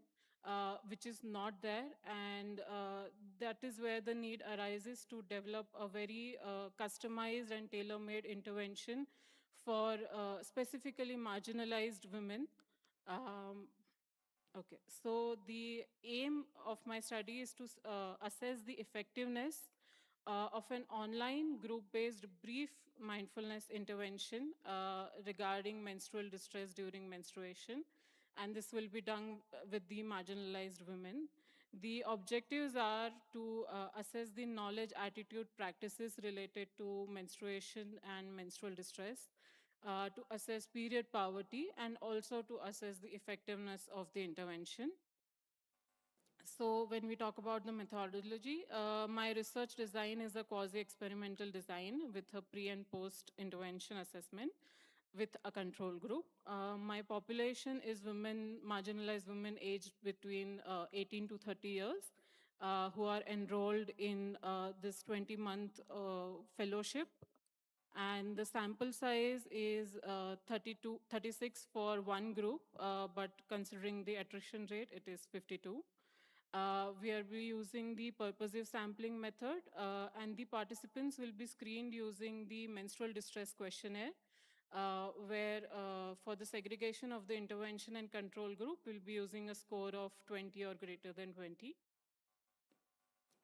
The inclusion criteria for the study, so the marginalized women who are currently working in the fellowship, who speak English and Hindi, who are between the age group of 18 to 30, and who have regular menstrual cycles for at least past 6 months. And we will not be including women who have a history of PMOS or hysterectomy or early menopause, who are on oral contraceptive, having a known case of mental illness, and who are currently pregnant or postpartum of 1 year. So these are the tools that I'll be using for screening during my intervention. DAS-21 for mental illness, menstrual distress questionnaire, the menstrual practices questionnaire, menstrual poverty scale, and I'll be also developing a semi-structured questionnaire which will assess the knowledge, attitude, and practices of marginalized women related to menstruation, their experiences, and the needs of them during menstruation. So currently we are in the first phase of the study. So the first phase includes obtaining ethical approval and approval from the departments. We'll be doing review of literature and review of the existing intervention modules. We'll be conducting online focus group discussions and key informant interviews. And based on that, we'll be developing four-session online intervention. And the next phase would be screening implementation of the intervention and then conducting the assessment at pre-test, post-test, and then 1 month post implementing the intervention. So I have till now completed the first phase. I'm still in the first phase. So these are some of the findings of my focus group discussions. So I've conducted 3 focus group discussions, 2 with the marginalized women and 1 with the stakeholders who are supervising these women. The main aim of these focus group discussions were to assess the needs and experiences of these women and to also understand the same from the stakeholders' perspective. So these are some of the findings from the FGD with the women. So majority of them belong to the age group of 18 to 25, and the majority of them from the Hindu religion. 69% of them were graduates, and majority of them were unmarried. And they belong to 2 states, basically, Bihar and Jharkhand in India. And majority of them were into their 13 to 18 months into their fellowship. Now, these are some of the findings. So when the marginalized women, when we had an FGD with them, so some of the symptoms and challenges and problems that they reported, so some of the physical problems that they reported were severe abdominal pain, menstrual cramps, and unable to move out, vomiting, nausea, and compulsory need to lie down and rest. So one of the verbatim is, the pain is so severe that I cannot even stand or do any household work. I just have to lie down until it reduces. Similarly, there were a lot of psychological symptoms as well that they reported. Some of them were extreme mood swings, irritability, sudden anger outburst, or crying bouts, or getting very irritated and not wanting to talk to anyone, not wanting to do anything. Then there were also some of the social implications that they reported, that they avoided going out during this time.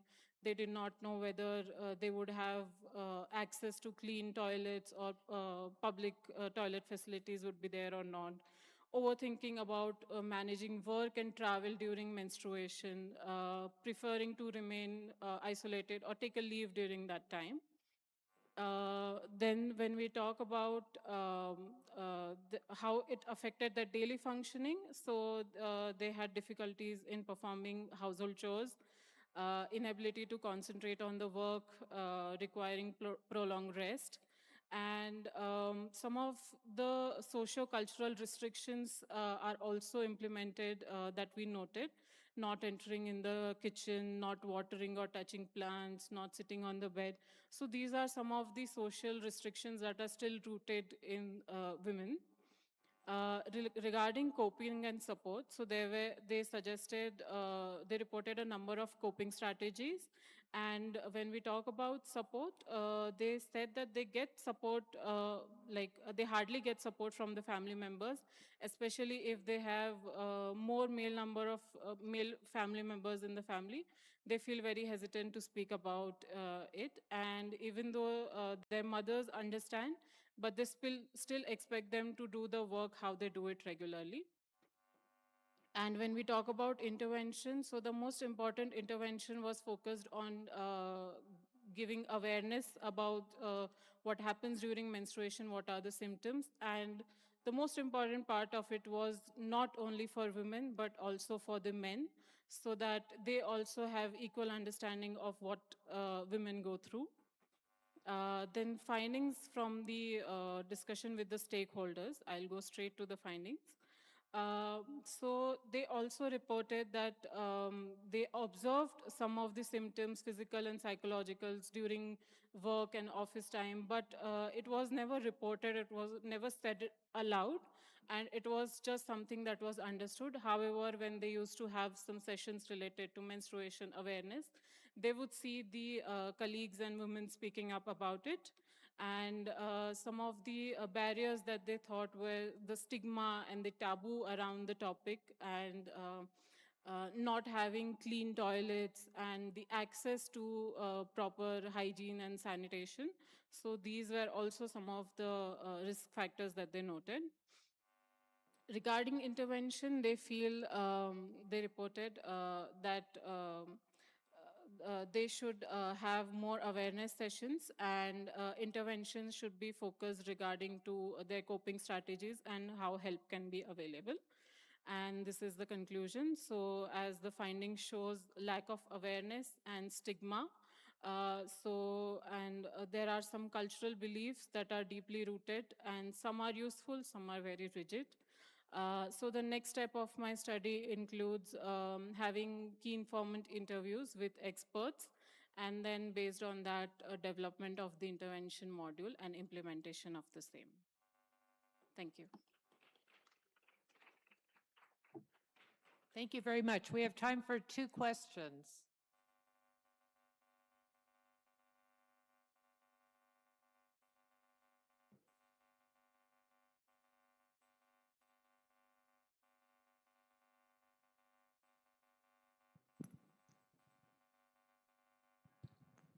Hello, my name is Lola. I run a nonprofit in Nigeria that deals with reproductive health for women and girls, and I find your discussion very interesting. And when you talked about the intervention, what we basically go through, especially girls, due to our social and cultural norms, is that the girls are the domestic are the ones who are responsible for domestic chores. We are made to believe that what we go through during menstruation is not something that should be, that too much thought should go into, like every girl should just go through it and move on. Now, you talked about awareness. How deep or how thorough do we have to go through this awareness? I like that you also said that the men should get involved, our fathers should get involved, our brothers should get involved, but in a community sense, like how thorough, how deep should we get into this to help our girls or our women do away with the psychological effects of menstruation? Thank you. Okay, thank you for your question. So basically, when we talk about awareness, it first starts with ourselves and then within our family. So that's going to be the first step to break the stigma, to talk to menstruation with your father, with your brother. If you are able to do that, then I think the next step would be to going into the community, talking to maybe some of the leaders who are there in the community. You can speak with them, we can create an awareness session on it. But if only women attend, it's not going to resolve the issue. So it has to be everyone associated with the family of that particular woman to make sure that they attend the session, they understand what is happening. And I feel awareness starts from within and basically start within around us who are there, like the family members, immediate family members. If we are able to do that, then I feel the community will come together on its own and start working on this as a more social problem and not just a women's problem. So, yeah.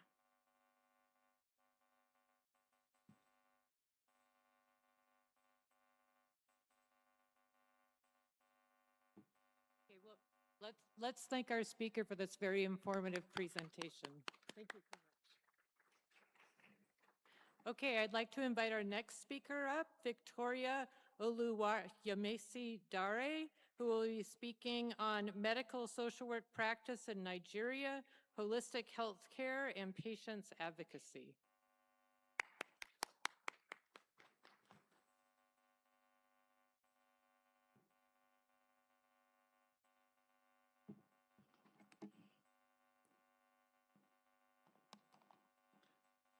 Thank you very much for this opportunity. My name is Dare Victoria Oluwayemisi. I'm a medical social worker at the University College Hospital, Oyo State, Ibadan, Nigeria. I made a discovery, and that is what I want to share with you this afternoon. Holistic healthcare and patient advocacy.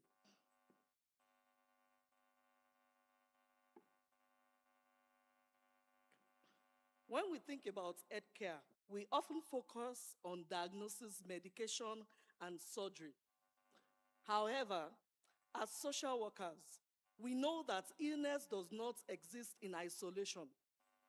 Every patient brings a unique life story shaped by family, relationship, finances, and emotional well-being. These factors, commonly referred to as social determinants of health, significantly influencing treatment outcomes. In Nigeria, many patients are faced with enormous challenges. Medical treatment alone does not solve all patients' needs. Patients in Nigeria hospitals experience significant barrier to accessing and completing treatment in the hospital. These barriers that are often social and economical or psychological. The purpose of this study is to examine how medical social work contributes holistic healthcare and patient advocacy in Nigeria. To achieve this, I conducted a quantitative review of published literature from 2015 to 2025. After a systemic screening process, 28 relevant studies were reviewed to identify recurring themes and evidence of impact. The findings demonstrate that medical social workers perform much more than supportive rules. We conduct comprehensive psychosocial,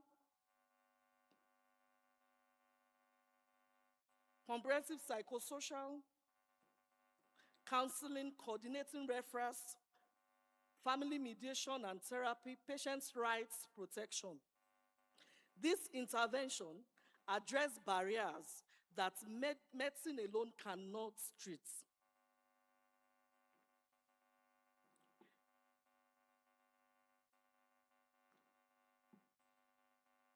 This is a case scenario among all the cases that I have handled, if you look at this case very well, you will see that this patient, before the case was referred, the doctor said that the patient's treatment has been abbacked because of financial constraints. And then that's their social diagnosis. So I went further as a medical social worker, and I extended my review beyond hospital bed, assessed the family psychosocial and financial needs, prepared a medical social report, advocated for a hospital fee waiver.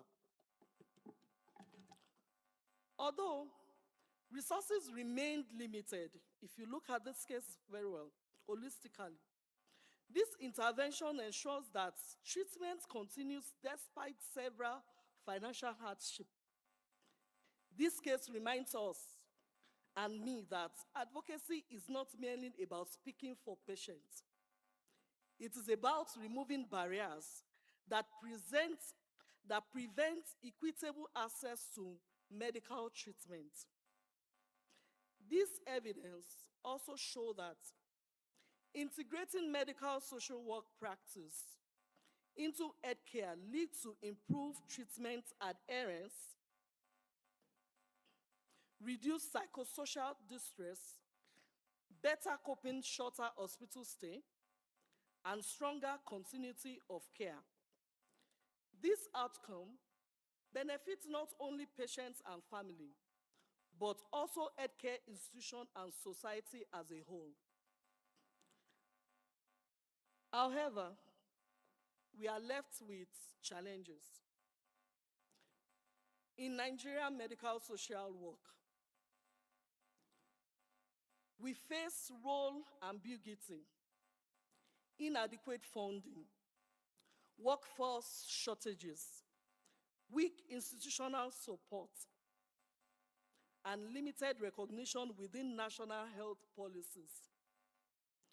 These barriers reduce our ability to maintain the growing psychosocial needs of patients. As I round up this morning, holistic healthcare cannot be achieved through medical treatment alone. Emotional, social, and economic needs. Medical social workers are uniquely positioned to bridge these gaps through advocacy, empowerment, interdisciplinary collaborations, and person-centered practice. I therefore recommend strongly that we make policies for medical social work practice in Nigeria, increase recruitment of qualified practitioners, because we have some quacks, greater investment in professional development, and the integration of medical social workers into every multidisciplinary healthcare team. As I round up finally, I would like to leave us with this thought. Every patient has a diagnosis, but every diagnosis also has a human story. As a social worker, our responsibility is to ensure that no patient's story becomes a barrier to receiving quality healthcare. I believe there is a tremendous opportunity for international collaboration through research, capacity building, policy development, and knowledge exchange to strengthen medical social work practice in Nigeria, particularly in the low and middle income countries. Thank you very much.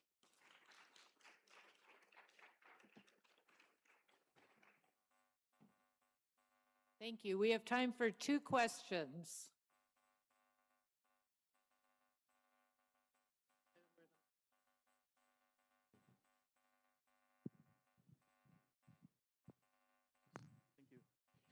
Thank you very much.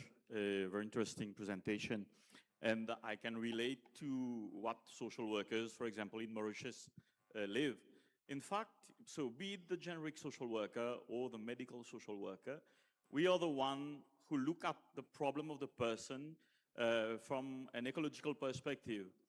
The doctor at the hospital would look at the medical problem, and very often the root cause is not even medical. It could be poverty, it could be exposition to poor environment, etc. And when the person comes to the hospital, it is only for sometimes temporary treatment, because that person will go back to this harming environment. And your role as the medical social worker, looking at the ecosystem in the environment where the person lives, what does he eat, where does he or she go to school, etc., is very important.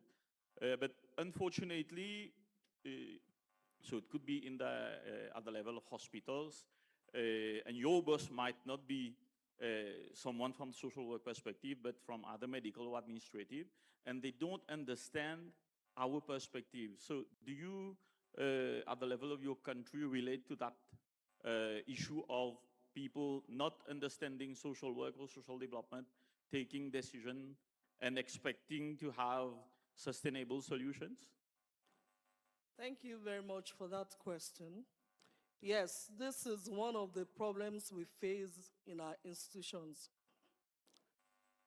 There's expectation of the client, there's expectation of the medical team, and the social worker has its goal.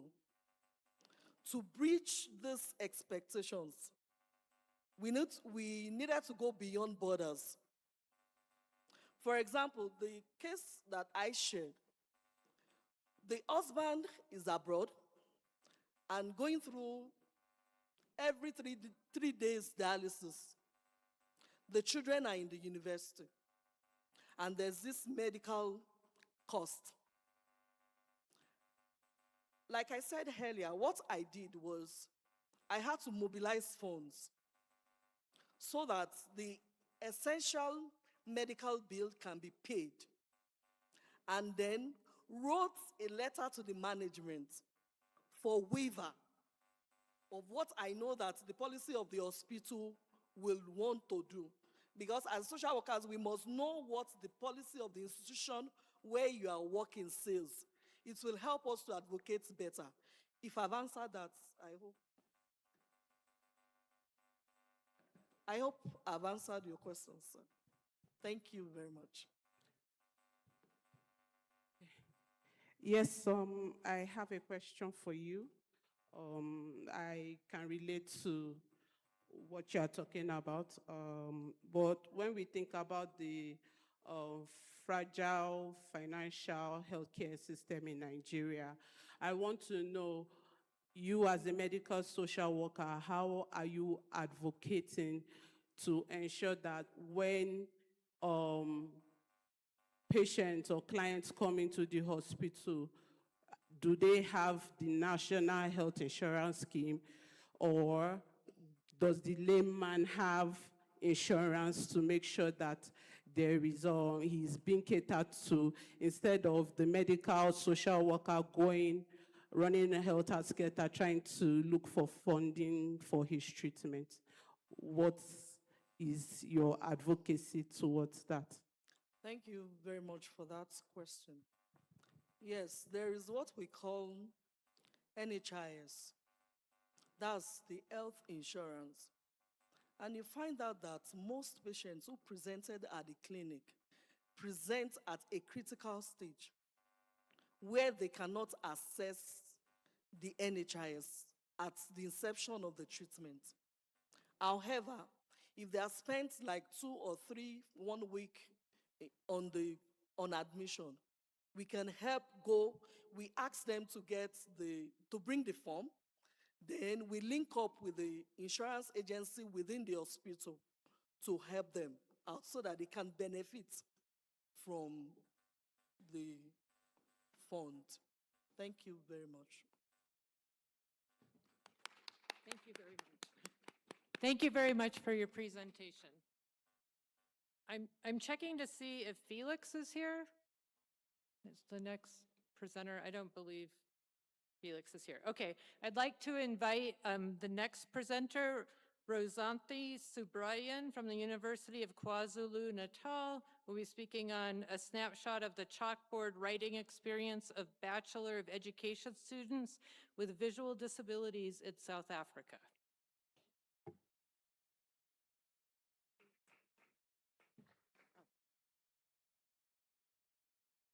Okay.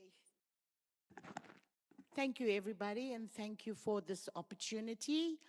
Once again, I just want to give you a snapshot of how students with visual disabilities access the chalkboard in their Bachelor of Education program.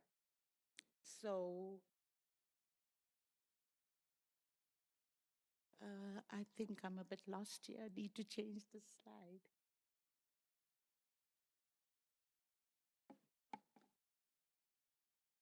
Okay. So basically, the purpose of the study, it was to explore the chalkboard writing experiences of Bachelor of Education students. As we all know, if you're in the Bachelor of Education program, you have to go in your second, third, and fourth year, you have to go to schools to practice the real authentic setting of the school environment and what you as a student teacher will have to go and do in the school setting. Okay. So in the school setting. So basically, this is a 16-week placement, and you really experience the authentic school setting.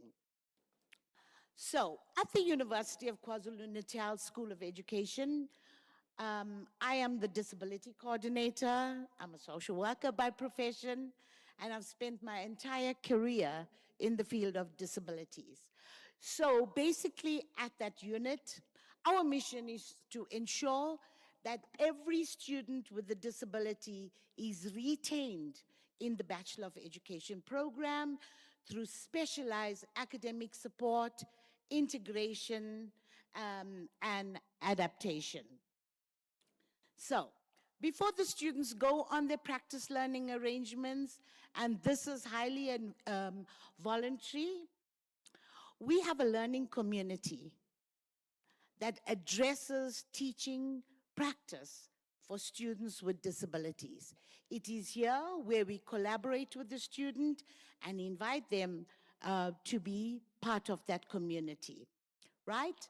So when the students come together to be part of that community, they share their experiences, their knowledge, and everything that goes on when they go for their teaching practice as students with disabilities.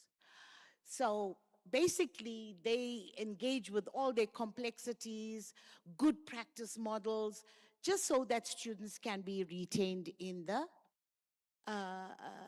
teaching practice.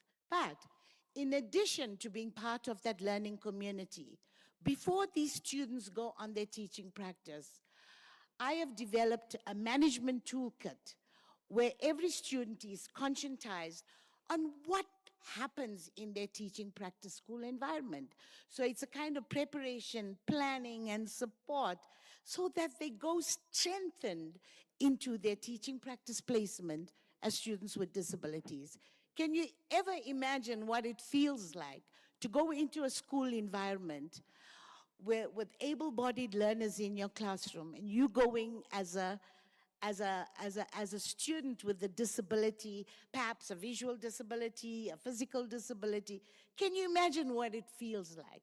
So therefore, at our unit, we do learning community support, and we use this entire advocacy booklet to help students understand how they can manage their experiences in their teaching practice school placement. So, this was a qualitative study, and remember, I'm just providing a snapshot. 2 female students, third-year students with visual disabilities, they were interviewed, and these students acquired these visual disabilities later in life. It showed up, It was degenerative in nature, and we used a thematic analysis. So, just a little policy landscape of disability. So in our literature review, we looked at international and national policies. If you've been embarking on disability scholarship, you'll know the United Nations Convention for Persons with Disabilities. South Africa is a signatory to that convention. Okay, we looked at South African higher education frameworks, more specifically, the Strategic Disability Policy Framework for the post-school education and training sector that speaks about how we need to put in place retention, student development, student perseverance to ensure the success outcomes of students with disabilities within the higher education landscape. But further to that, we looked at the social model of disability, which is all about human rights and social justice and the removal of attitudinal, physical, and informational barriers so that we broaden or widen access and participation for students with disabilities in higher education, and thereby we creating inclusive practices and transformative practices. But however, in spite of these beautiful policy frameworks, literature still shows, and even as a practitioner, we still find that students with disabilities are navigating much complexities and challenges in their teaching practice school placements. So there's lots of literature available in the world on disabilities, but not much is being said about how students with disabilities navigate their teaching practice placements. However, in the UK, a few studies have been undertaken with students with dyslexia and learning disabilities.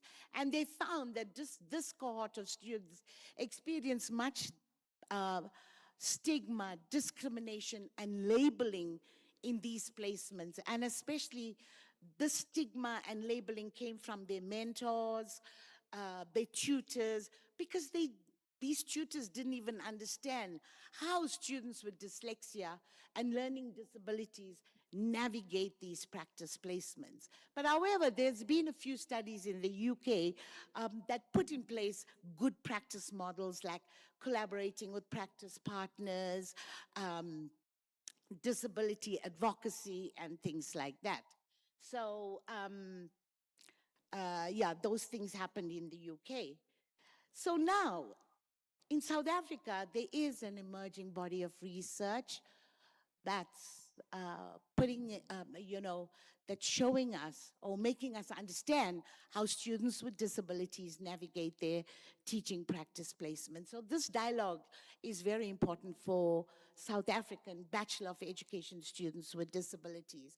There were studies that found that blind students actually failed or fared poorly in their teaching practice placement simply because the appropriate reasonable accommodations and special concessions were not accorded to these students. So it's telling us that in South Africa, we are still using normative resources and expecting students with disabilities to access these resources designed for able-bodied students. So studies also found there was complex power hierarchies in the classroom that really impacted on retention and success outcomes. So oh my God, I've just got 2 minutes. I'm going to the findings, right? So what this study found is that when students with disabilities navigated their practice placement, they had to act as students who had vision by using spectacles or preparing their classroom notes in A4 paper. And so these were the strategies they used. They blended in with the environment of sighted learners in the classroom, okay? But on the positive note, they reworked the chalkboard, okay? They used the half and half method, which simply meant that they use half of the chalkboard to stick their large print posters, and the other half, they wrote the learners' responses on the chalkboard. Another strategy, they used different colored chalk. One, maybe a white for the introduction, a yellow for the body, or blue for the conclusion, and things like that. So these were the positive strategies that they used to actually navigate the chalkboard, which was designed for a sighted teacher. So lastly, it was also this teaching practice booklet that helped them expand their capabilities as student teachers with visual disabilities. So basically, the study found that being part of a learning community and having this teaching practice booklet expanded their capabilities and kept them in this teaching practice program. So lastly, I just want to say we are just showing that we have kept in line with the spirit of Ubuntu. We have actually now, when I look at it, HARAMBEE, we all pull together. It's a student and the disability unit that pull together to contribute to retention and success, and also to keep in line with the transformative goals and aspirations of the United Nations Convention for Persons with Disabilities, and equally important, the Sustainable Development Goals 2030 Agenda. Thank you. Oh, yeah, I forgot about that. Okay, we have time for 2 questions.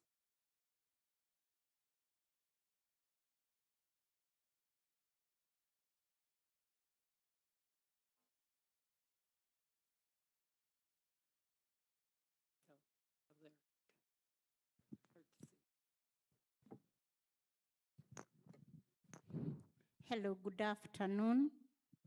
I'm concerned about the children and people living with intellectual challenges.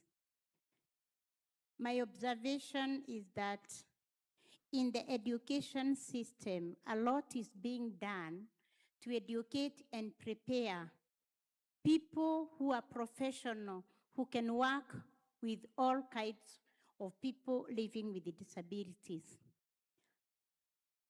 I have also observed that other kind of disabilities, apart from intellectual disabilities, they are also well integrated in the community.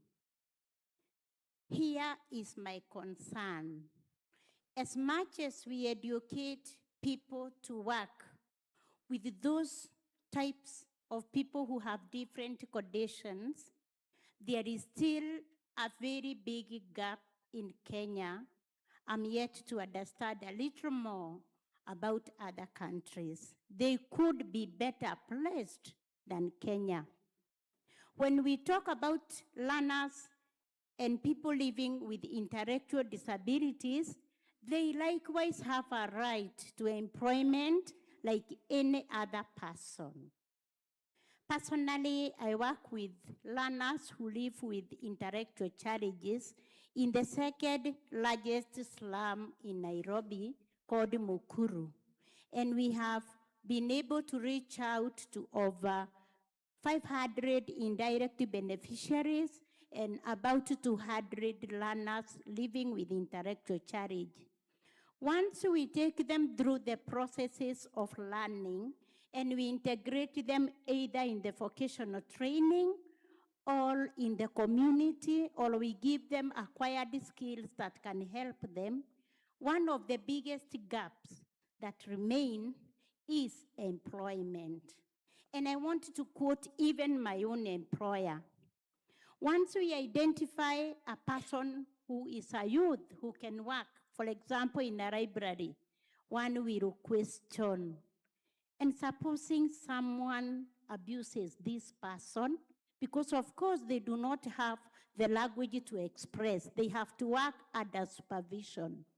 I'm asking everyone in this room, and you, our professor, What can we do then, as much as you give and provide proper education to professionals, to ensure that those who can be employed can truly get employed and acquire income like any other human person? A good example is our center. We have two already who are employed, but I would like to get more from us here. Thank you.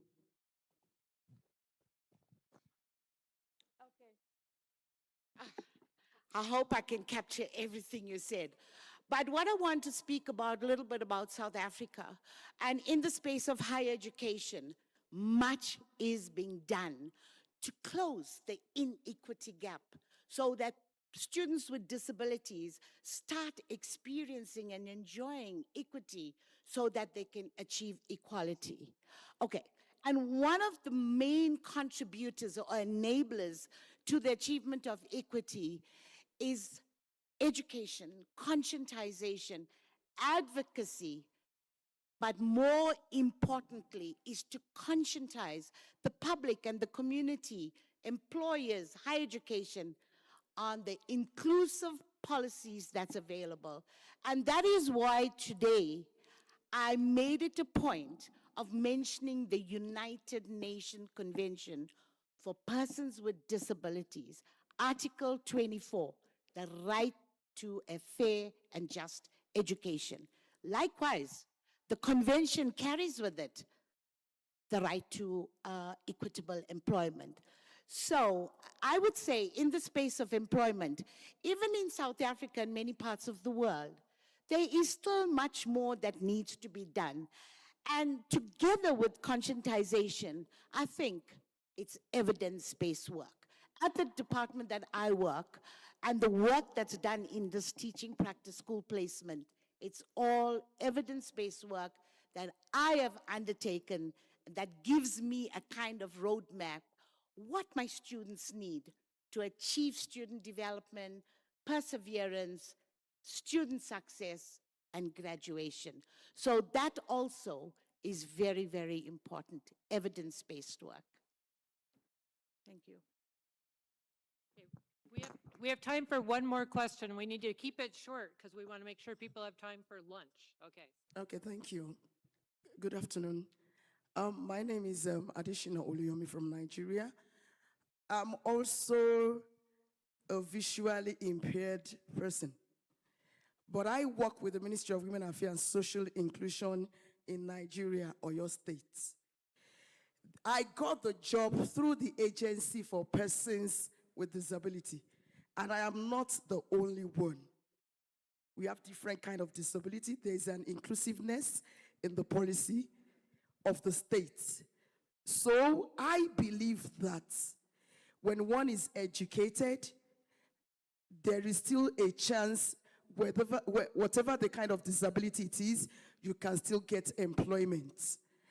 But one thing I discover with persons with disability who are visually impaired is that most of them are very brilliant. But the problem they have is building resilience. When I went for my first degree, my second degree, I was discouraged not to go for social work. My lecturers told me that I should go for another course like special education. I said no. I love social work and I want to work as a social worker. They discouraged me, but I refused to be discouraged. So I believe that the important thing that we need to do with persons with disability, most especially those who are visually impaired, is to build their resilience. Help them, encourage them to do whatever they like doing. So my question is, because during my teaching practice, I was able to cope. I believe I can do it, and I did it, irrespective of all odds. Now, my question is, how have you been building resilience of these visually impaired persons? Because most of them, when they see me what I do, they get encouraged, and they try to do more. all the doubts, all the discrimination, they overlook it. Where I work, they discriminate me and I don't care. And still, I thrive. So, my question is, how have you been building their resilience? Because without that, they can't thrive. Thank you. Okay. That's a good one. Resilience is quite a favorite of mine. So, I'm not sure if you heard about the international slogan on disability, nothing about us without us. That's the first step towards building resilience. It means that you include the voices of persons with disabilities in the design and implementation of services for persons with disabilities. As professionals, we shouldn't be making the decisions because we are not the experts on the lived realities of persons with disabilities. So by allowing persons with disabilities to make decisions, to make choices, that's one of the ways in which we build resilience, together with counseling and support by social workers and psychologists. But obviously, there are other factors in building resilience and adaptation. It's about how much you want it. I myself am a person with a visual disability, and I didn't know it. For 45 years, I just thought this is the way people see. That color is that color. Very late in my life, maybe about 4 years ago, I realized I have a visual disability. But my resilience and ability to adapt pushed me through to make me come thus far professionally and academically. So resilience is key when it comes to persons with disabilities. And remember, it's nothing about us without us. Thank you. Thank you so much. Okay, we're up to the last session, the last talk of this session. And Wilkins Muhingi, are you here? Oh, you're back there. Okay. He's going to be speaking on collective care in clinical settings, applying the HARAMBEE spirit to medical social work in Kenya.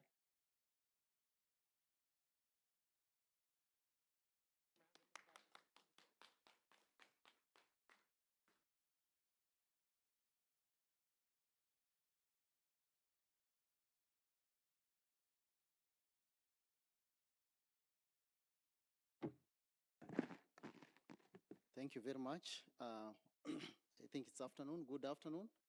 Yeah, I know many people want to hear about HARAMBEE.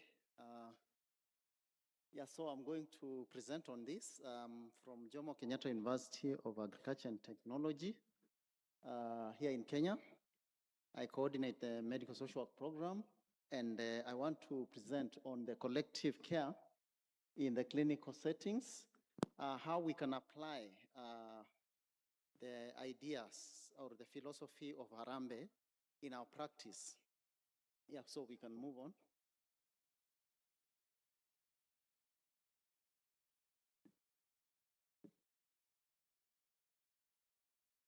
Okay, thank you. I know it's lunchtime. This is where my presentation will start and end. So don't expect any other slide. So you're covered. Yes. Sorry, I didn't. Thank you. Yes, this technology. Yes. So as you can see, HARAMBEE, you've heard about this from the beginning, pulling together, working together. We are working together, and the purpose of this is to make sure that we provide a holistic kind of care to the patient. So I have like 4 areas. So one is on what HARAMBEE is, and then of course the other one is we want to look at the interdisciplinary nature, or how now we bring in the idea of HARAMBEE in addressing issues that are affecting the patient, and then of course applying HARAMBEE in practice. like in a hospital setting or in a health setting. And then, of course, we have the benefits of Harambee. We have policy and training and implications, and then, of course, conclusion. So, as we have said, pulling together. Here in Kenya, we have medical social workers working in a health setting. Most of them are working in hospital. Oh, okay.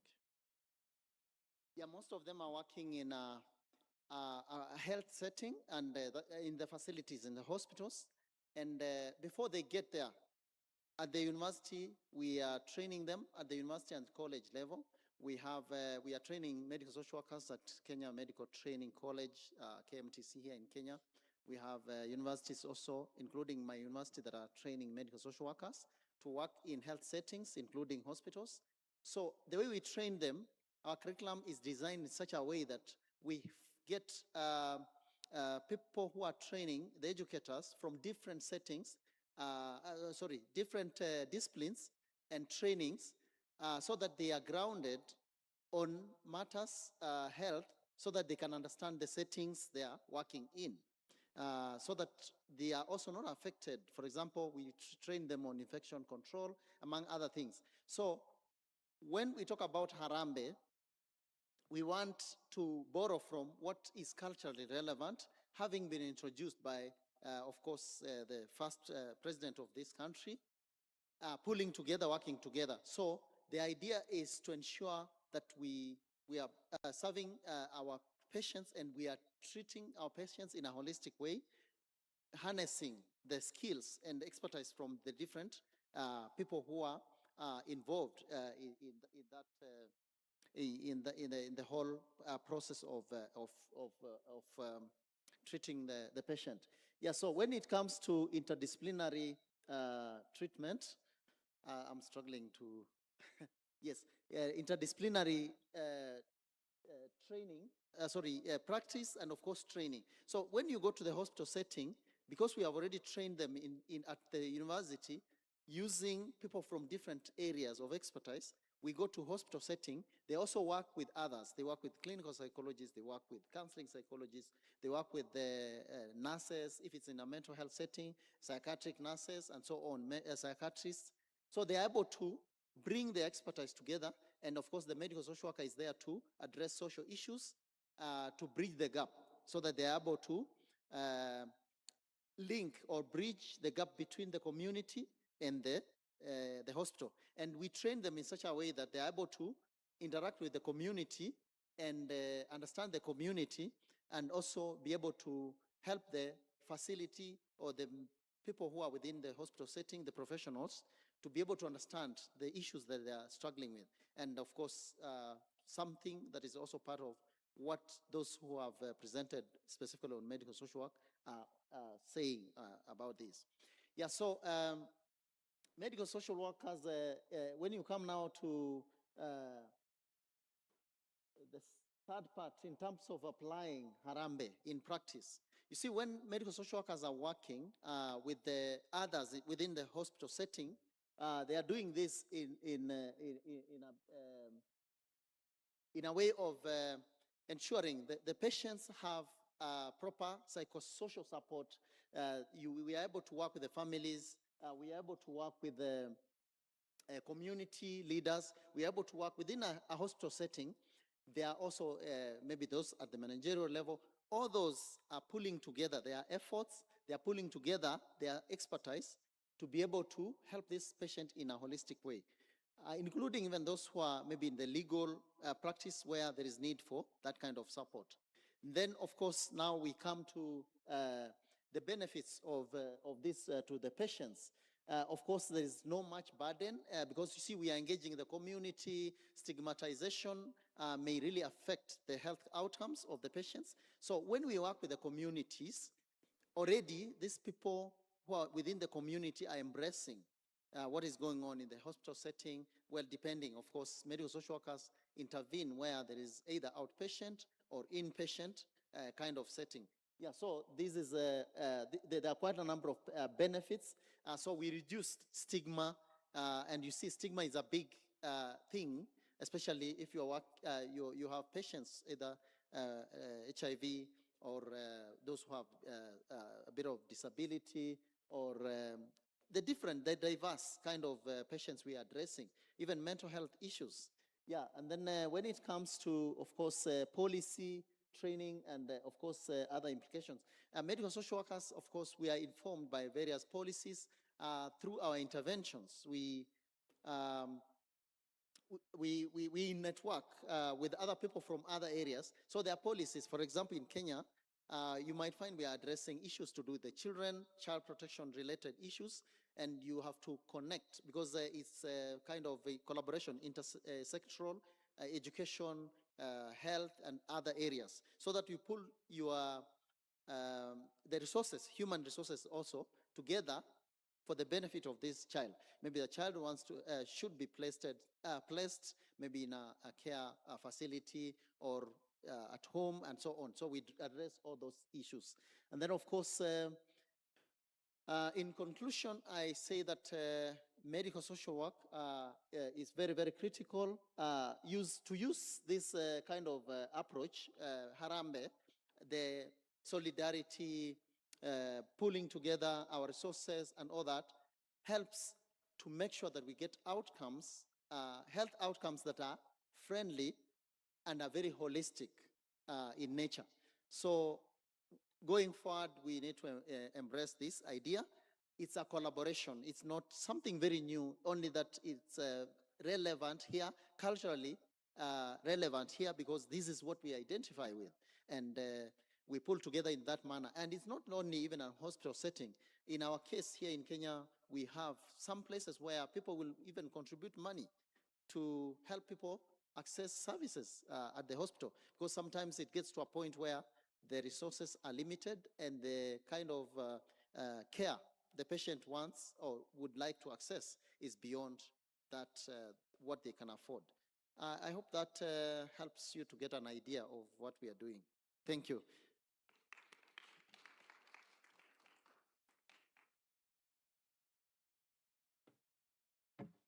Okay, we have time for 2 questions.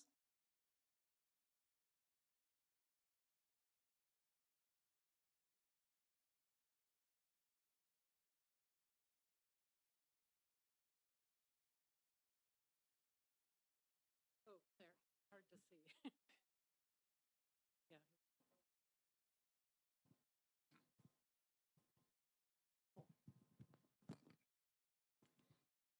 Hello. I'm MB Mustafa from Nigeria. Just to add a little bit of comment to what the speaker just said.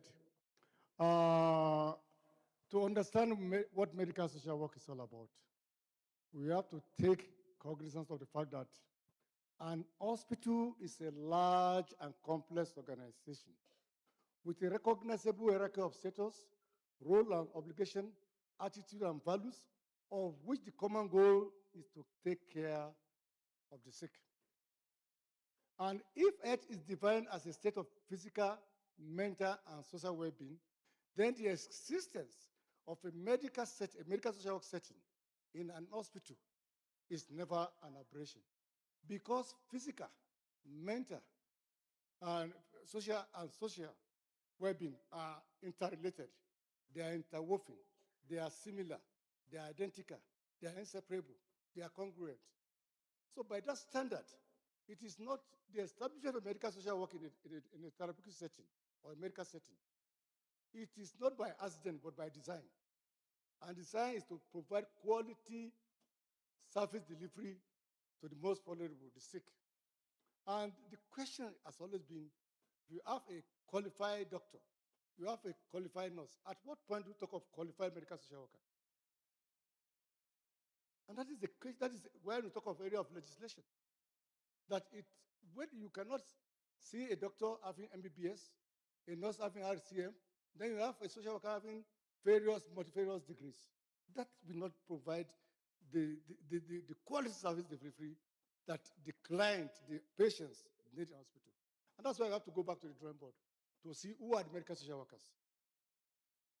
And until that question is properly answered, the patient who are in need of a good care, good management, may not get the adequate care they deserve.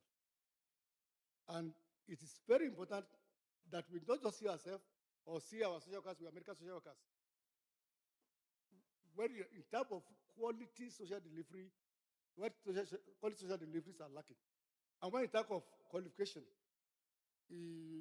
qualifications, the individual is found wanting, the individual is found wanting. So we need to go back to the drawing board and design a program, a quality program for medical social workers, so that they can give quality social delivery to the most vulnerable. This time around, we are talking about the patients. Thank you very much. Okay, thank you. I think his was a comment, which is good. Yeah, I agree. We use actually what we call biopsychosocial, and we even there's also even the spiritual for those who are in need of that. In the hospitals, we have people who address that bit. There was another question. I can't remember who. I can't remember whose hand was up. There's more hands. We have time for one more question. There. Oh, yeah. Thank you so much, Dr. Wilkins. My name's Jerry Mwanzi. I wanted to ask this. Your counterpart from Nigeria stated that most of the medical social workers are not recognized in their country.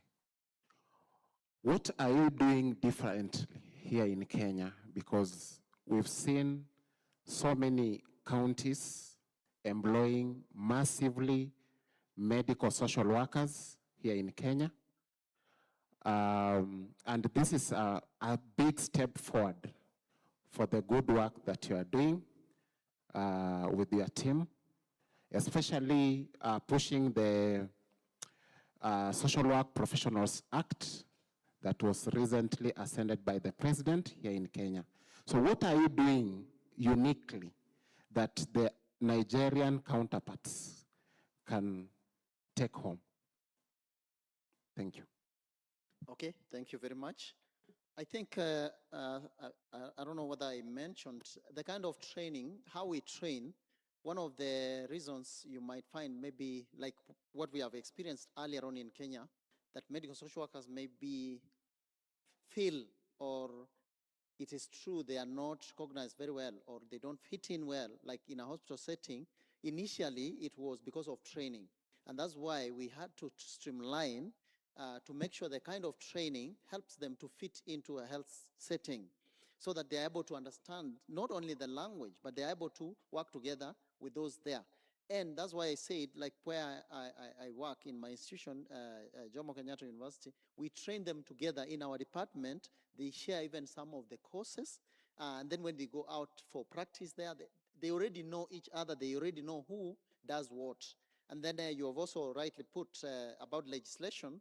Of course, this is something we have worked on. And if you are not regulated, then it becomes a problem. Even before we got to where we are in terms of legislation, we have Kenya KHPOA, Kenya Health Oversight Authority, that oversees professionals in the health setting, and to see what exactly they are doing. Of course, not really regulating, but we have had that before.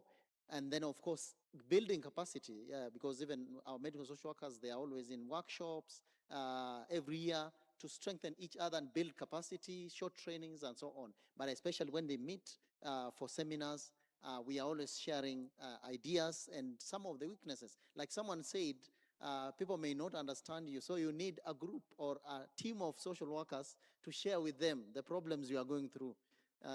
These are your brothers and sisters. Being in social work, you connect with other social workers. I hope I've tried to answer the question. Thank you. Thank you very much for listening. Thank you very much. And that makes the end of this session. I'm not sure when the next session starts. I think it may be already started in this room, but I know there's lunch break here, and other sessions are starting afterwards at 2:15 or later, and you can check in your app for that. But I want to give another round of applause for all of the great presentations. They spent a lot of time preparing these and putting a lot of effort into these, and I think we all learned a lot from our presentations. So thank you to the presenters.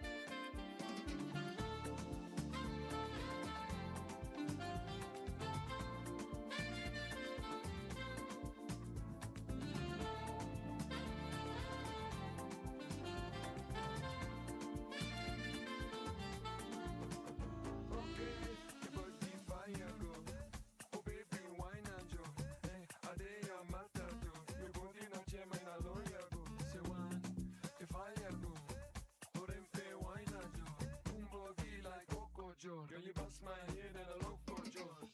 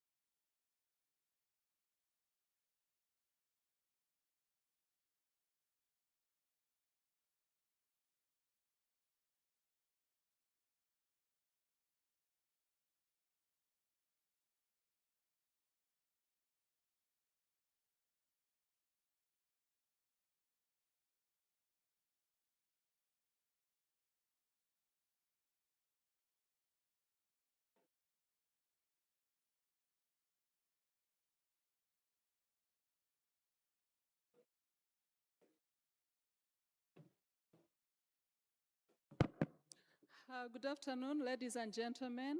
If I can request you to pick your, what are these called? Headphones, please, because the next session is in Spanish. And may I also request you, just pick your headphone and then come close so that we are not spread out. Yeah, we shall be beginning as soon as you pick your headphones. Thank you. Yeah, it's a very important session. It's an award receiving session, so I would like to honor our friend.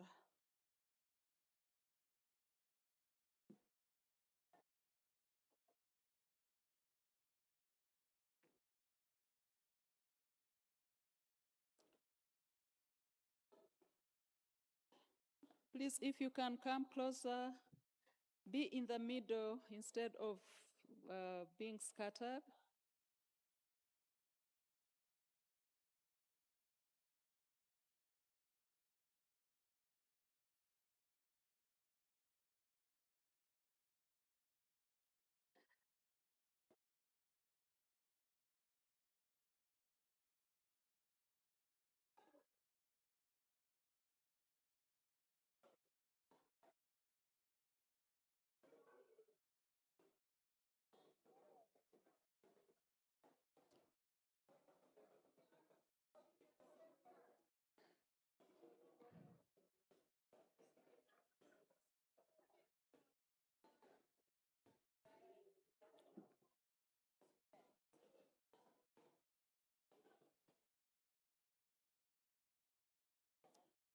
Okay.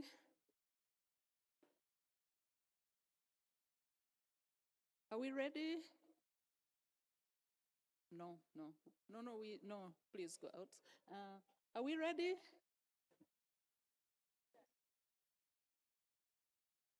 Okay, can you please, she can come on. So you're most welcome to this session. If you haven't settled down, please pick your headphones and sit down so that we begin this session. Oh, thank you so much. Our speaker is on. So may I please invite Professor Anna Maria Campanini, immediate past president of IASSW, to introduce our speaker, please. Thank you so much. So thank you so much. It is my pleasure to introduce this prize. And I would like to recall something about the Catherine Kendall Award that was introduced in 1992 to honor the International Association Schools of Social Work honorary president, Dr. Catherine Kendall.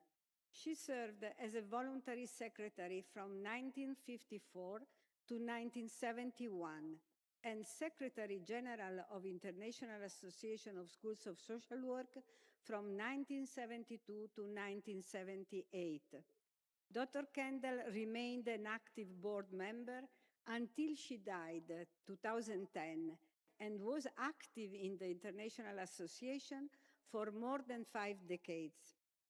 The award is offered jointly by the International Association of Schools of Social Work and the Council on Social Work Education Kendall Institute. This institute is for distinguished contribution to the international development of social work education. The intention of the award is to acknowledge significant contribution to the development of social work education at the international level. The award is extremely competitive and attracts nominations from across the globe. This year's award is presented to Dr. Margarita Rosas Pegaza. You can see her online. Unfortunately, she was not able to be with us. Dr. Margarita Rosas Pagasa is one of Latin America's most influential social work scholars, educators, and researchers. Originally from Peru and based in Argentina, she was devoted more than 4 decades to advancing social work education, research, and professional practice through the region. Her work has significantly shaped contemporary understanding of social work intervention, social policy, social justice, and the ethical and political dimension of professional practice. She holds a degree in social work from the Pontifical Catholic University of Peru and the National Autonomous University of Honduras. And she holds a doctorate and postdoctoral qualification from the Pontifical Catholic University of São Paulo, Brazil. Throughout her career, she has combined academic excellence with a strong commitment to addressing social inequalities and promoting human rights through social work. Dr. Rosa Spagasa is Professor Emerita of the Faculty of Social Work at the National University of La Plata, Argentina, where she served as a Dean, Director of the School of Social Work, and Director of the Doctoral Program in Social Work. Under her leadership, the faculty strengthened an academic standing and expanded opportunities for postgraduate education and research. Her scholarly contributions have been foundational for the development of critical social work in Latin America. Through influential books and articles on professional intervention, the social question, social policy, community work, and ethical political project in social work, she has helped a generation of social workers understand the relationship between structural inequalities, public policies, and professional practice. Her writings are widely used in universities across Latin America and have contributed to the consolidation of social work as a critical and transformative profession. At the regional level, Dr. Rosa Spagasa played a leading role in the Latin American Center for Social Work and in numerous academic networks dedicated to strengthening social work education and research.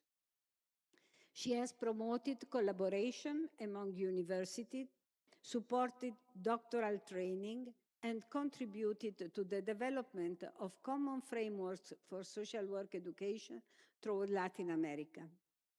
Recognized internationally for her scholarship, leadership, and commitment to social justice, Dr. Rosa Spagasa is regarded as one of the foremost intellectual figures in Latin America's social work. Her lifelong contribution continued to influence social work education, research, and practice across the region and beyond. May I invite the President of the International Association of Schools of Social Work, Professor Antoinette Lombard, to present the award to Dr. Rosa Spagasa. The award will be received to Dr. Carmita, that will take to the Rosa's house this award. Thank you very much, Anna Maria. It's my great pleasure and honor to introduce or to hand over the ISSW award to Dr. Margarita Rosas Pagaza, the Catherine A. Kendall Memorial Award in recognition of distinguished leadership and exceptional contributions to the advancement of international social work education. And thank you very much, Professor Carmita, to take this award back to Latin America for her. Thank you.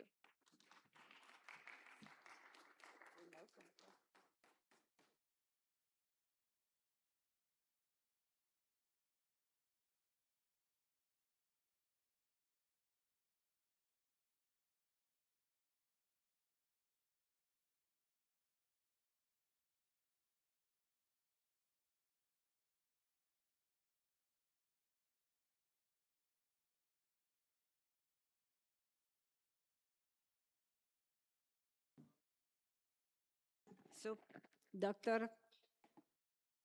Rosas, is your space now, and the floor is yours. Puede hablar ahora, Carmen. Es tu momento. Muchas gracias para presentar online.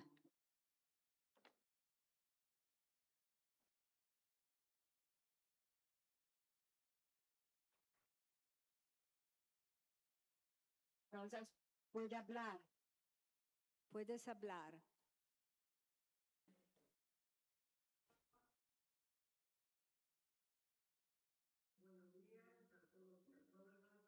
Good morning to each one of you. Thank you, Professor Anna Maria, for the presentation. And thank you to the President, Antoinette Lambert, for giving this prize, this award.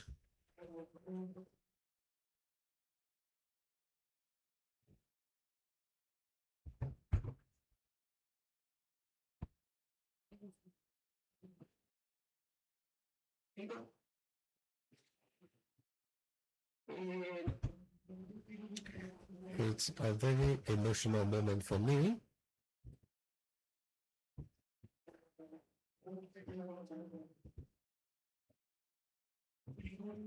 It's an award for Latin America.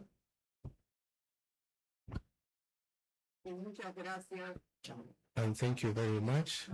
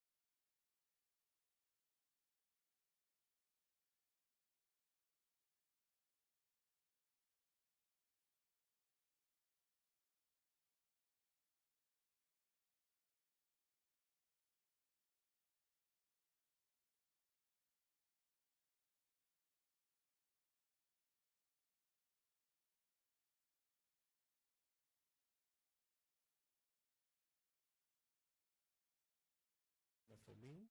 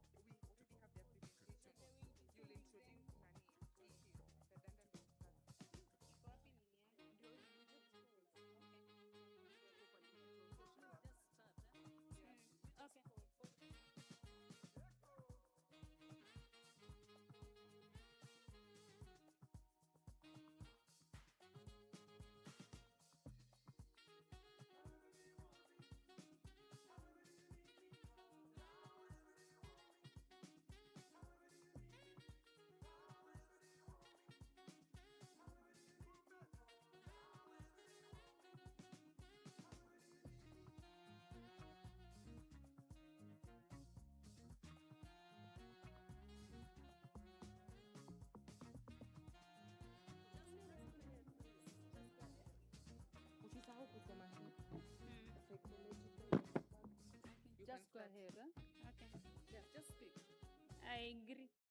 Good afternoon.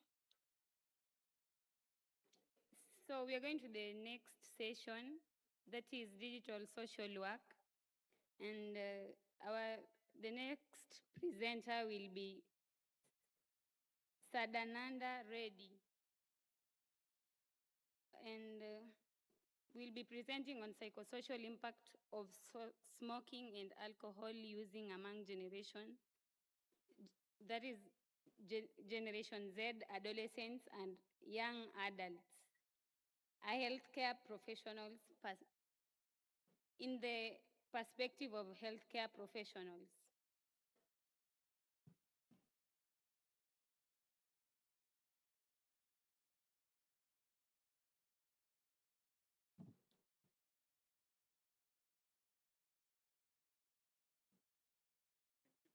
Yeah, he will be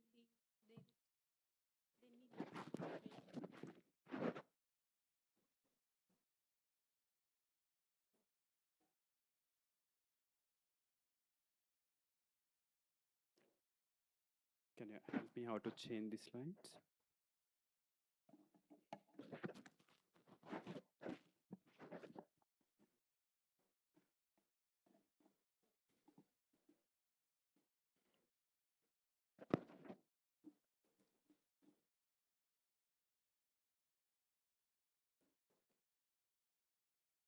Yes. I can see that. I can see you. How can I see that?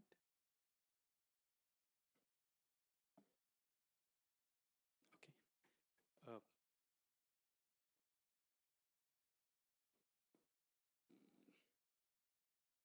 But I can use the laptop. Can I use the laptop? Yeah. I just.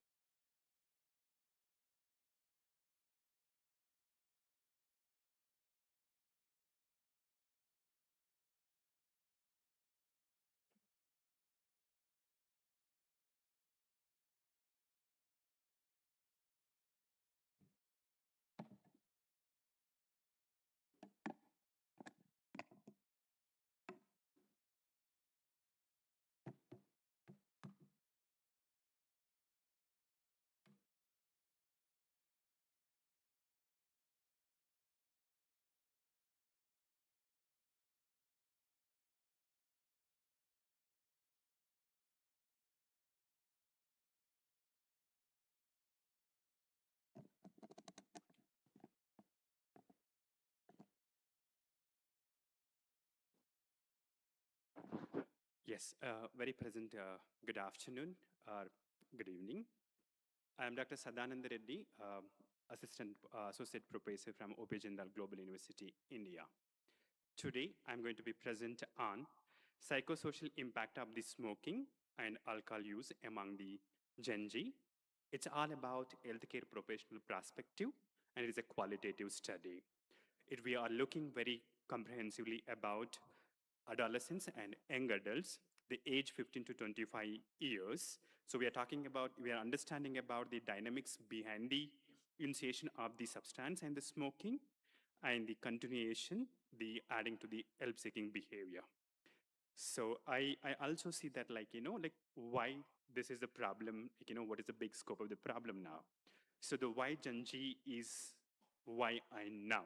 So this, a sensitive window of the age period from the 15 to 25 years, that's talking about the reward seeking and the peer susceptibility peak while impulsive control circuits are still maturing about it. And another important thing is why it is now in the Gen Z, a digital ecology, again talking about the first cohort of the inside social media, especially continuous or algorithmic, exposes to the substance imaginary. And another important why now, it's new pathways. People generally talks about the, vaping is the, flavor is nicotine. If I want to go up, this is up.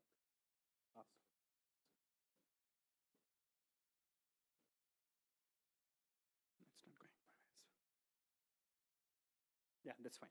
So if why it's like, new pathways, so then the like, vaping and the play with nicotine are seen as the like, harmless, but it is not actually harmless, it's harmful, but people, perceive that. And the lower, threshold in the dependency as they mentioned about. And the gap, the existed here, the little, qualitative work on the, situation, these dynamics in the Indian context especially. So it's talking about where, accessibility, shifting the family structure, and, coexisting of the stigma and, normalization is a collide here. So adding to this, what is the way we have conducted the study?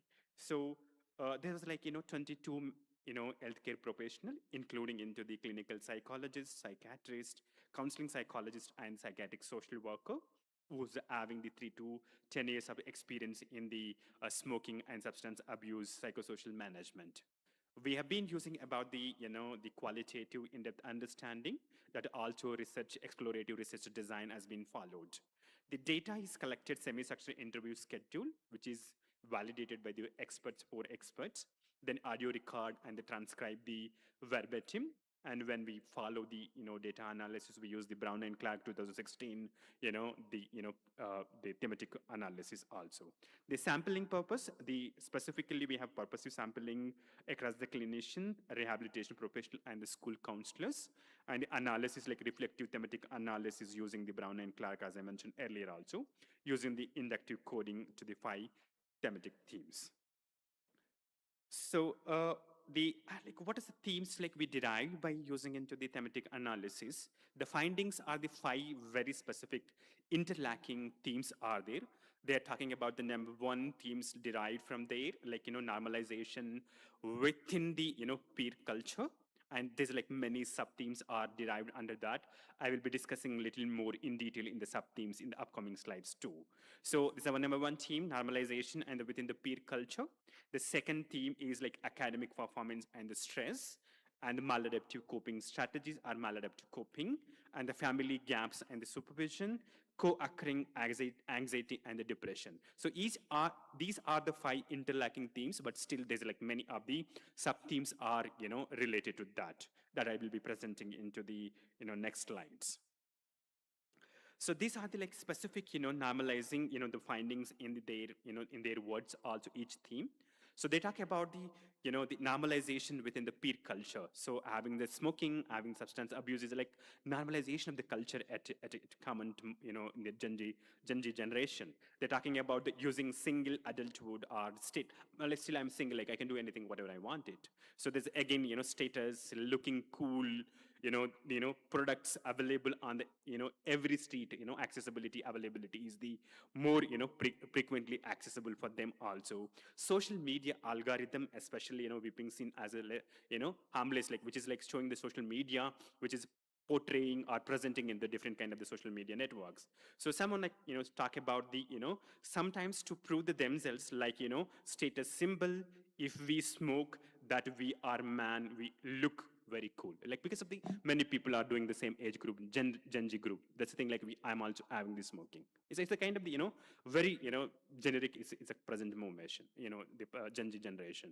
So another important theme where we look into that, like, academic performance stress, it's talking about like, substance use to the escape to the achievement pressure, if any kind of assignments or any academic pressure it is there. So they started using into the, reducing the pressure about that one. So concentration and the becoming, another concentration cost also, like people by starting, they look for the, to little more concentration than really they have it. But, by end, actually they decline a lot of the concentration and attention. So it leads to the declining absenteeism and the dropout to the academics too. And they talk about, initially, they want to, enhance the concentration, but then again, it impacts to the concentration. So it's so kind, of to and fro kind of the, if they will start, but they will, do a little better, then again, they go back about it. Continuing to the findings, again, the important other maladaptive coping where they will, adapting the students, especially Gen Z. Emotional focused relief, not really they look for the problem solving kind of the strategies or coping behaviors. So instant gratification as a generational acceleration, especially tolerance, gradually wave up self-efficacy. So adding to the quotation in their words, actually they talk about usually people do substances to feel happy, to escape, so that like substance use is not the problem, but it is the deeper within it existed.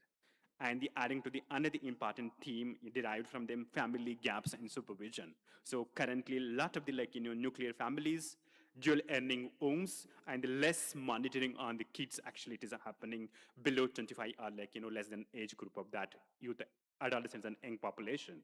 That's modeling actually leads to the stress. Substance abuse is learned because of the less supervision is occurring from the family members, need family members. And the young persons becomes as a index patient. Like many are getting into the addiction. They are going to dependence level. They're ending up with a lot of the psychosocial rehabilitation clinics and the hospitals too. So you focus on all your energy into the fixing into the person within your sickness. While your sickness, you are very convincingly, or the get it to a lot of the times you will be ignoring into the society. The anxiety and the depression is another important theme, like how it also connects. So the co-occurring anxiety and depression among the people, especially in the genre, emotional instability and the comorbidity, it always rules, not the exception. So isolation and the loneliness as the strongest maintaining factor, and the stigma again another add-on factor to unequally moralized, especially as like young women, or delays the help-seeking behavior because of there is a lot of the stigma existed towards it. So loneliness is the probably the biggest maintaining the factor that people to have the help-seeking behavior too. So at nutshell, actually, we can say about the self-reinforcing loop, this all the substance abuse and the smoking also.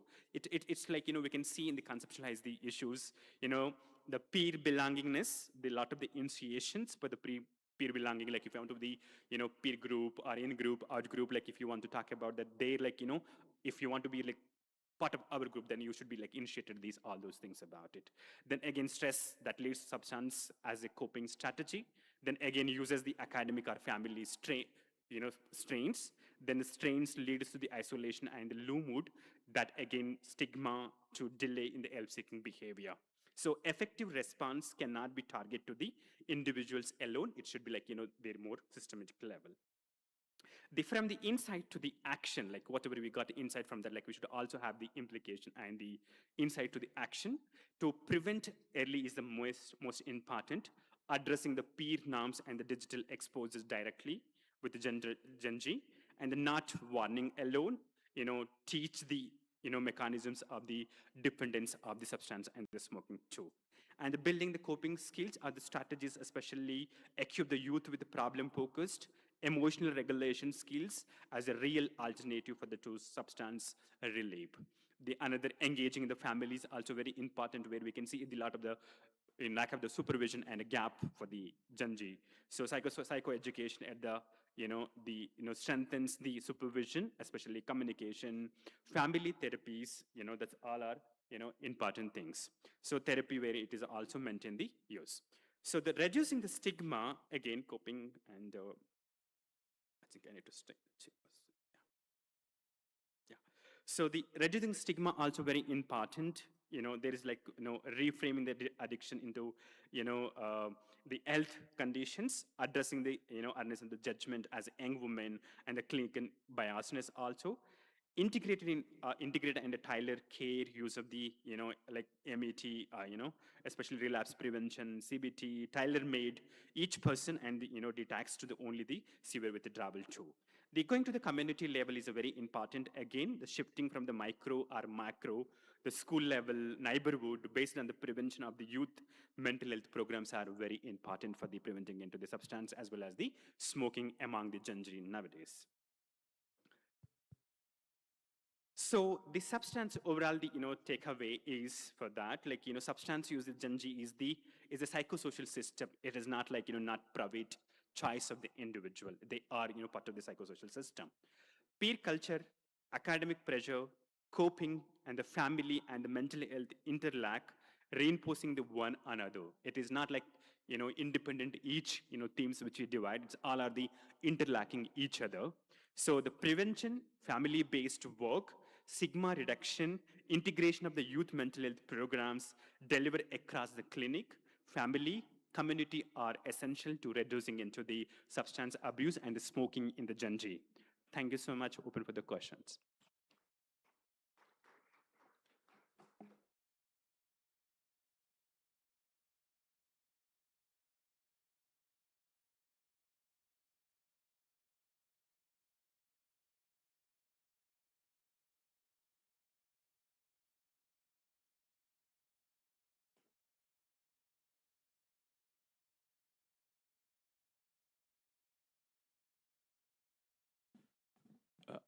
I'm happy to receive if you have any questions. Please share the question.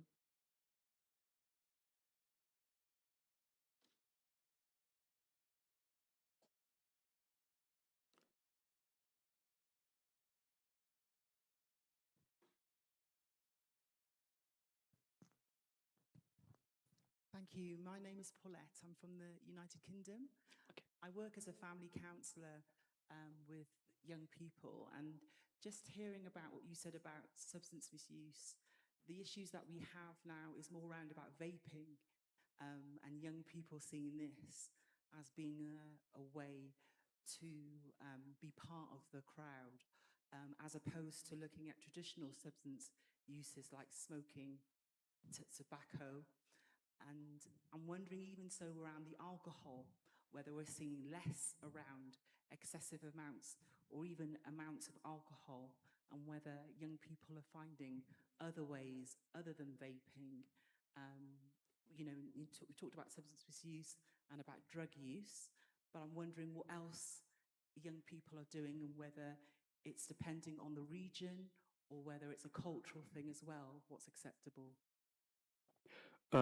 Actually, like as per the culturally, it is not acceptable. But most of the days, young adults now, after 15 to 25 age group, they may be in the education system. So maybe they are in the independent colleges or universities where they can stay alone, away from the family members. So in the outside of the universities and out of the home, there is a lot of the substances that are available.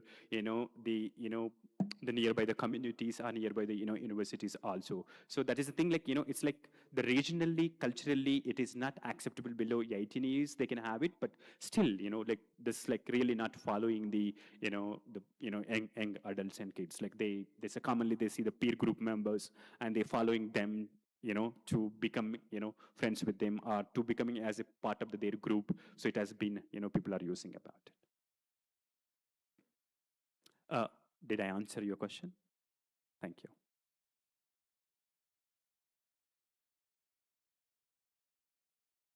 Please share the question. Yeah.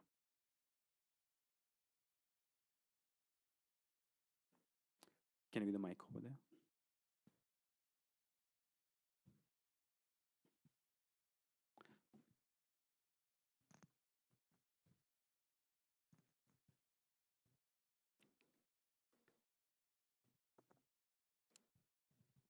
Thank you very much. It's really interesting, and it's really especially the problem among the youth. But it's good you have explained different issues that affect children or youngsters. But how do you see technology also affects different programs in the technology for children and have you ever seen this also? Okay, so one of the things actually they are influencing a lot with social media, algorithms of the imaginary.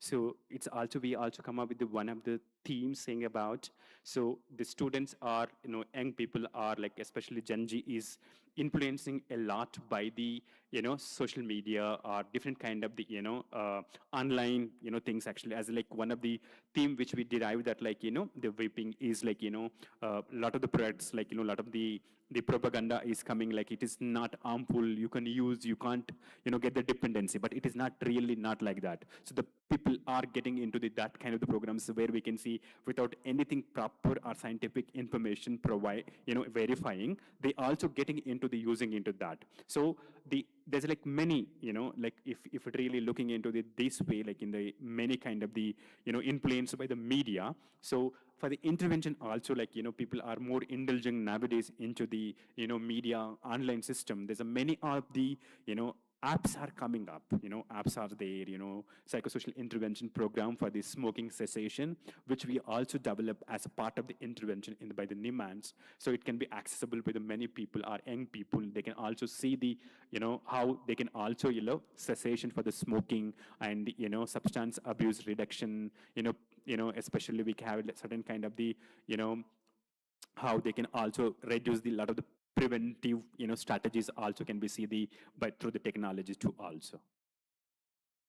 We have some of the apps and the, some sort of the, materials also doing the online, which is provided by the National Institute of Mental Health and Neuroscience in India.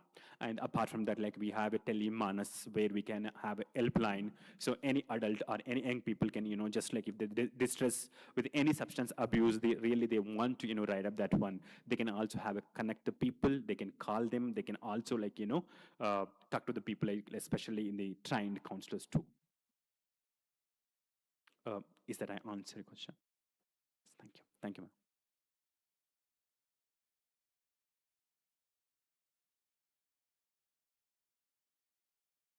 Thank you so much.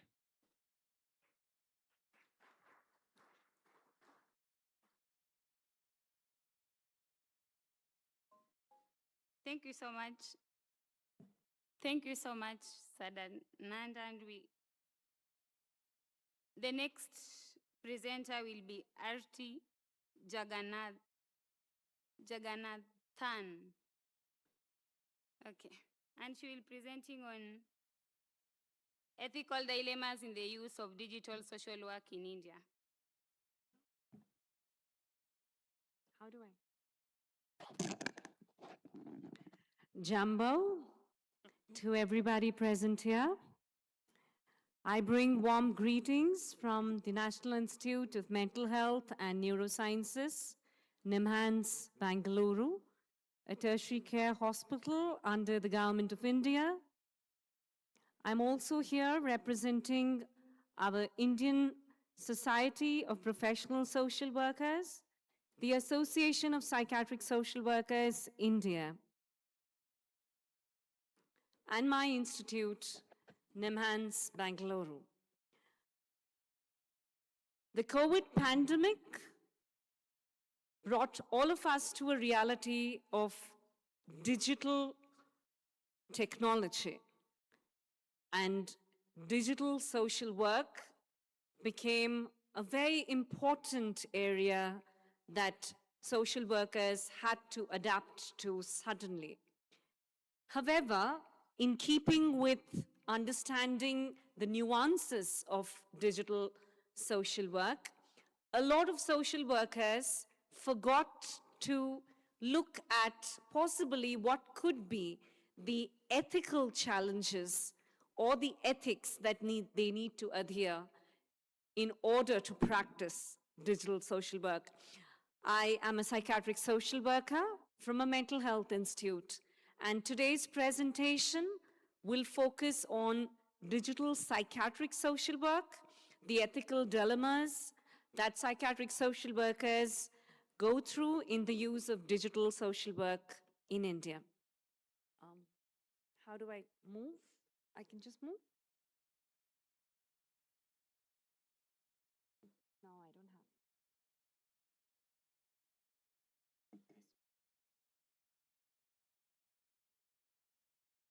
have. Okay. We are aware of the digital mental health interventions available, both the monitoring tools and the treatment tools in psychiatric social work. A quick run through for us.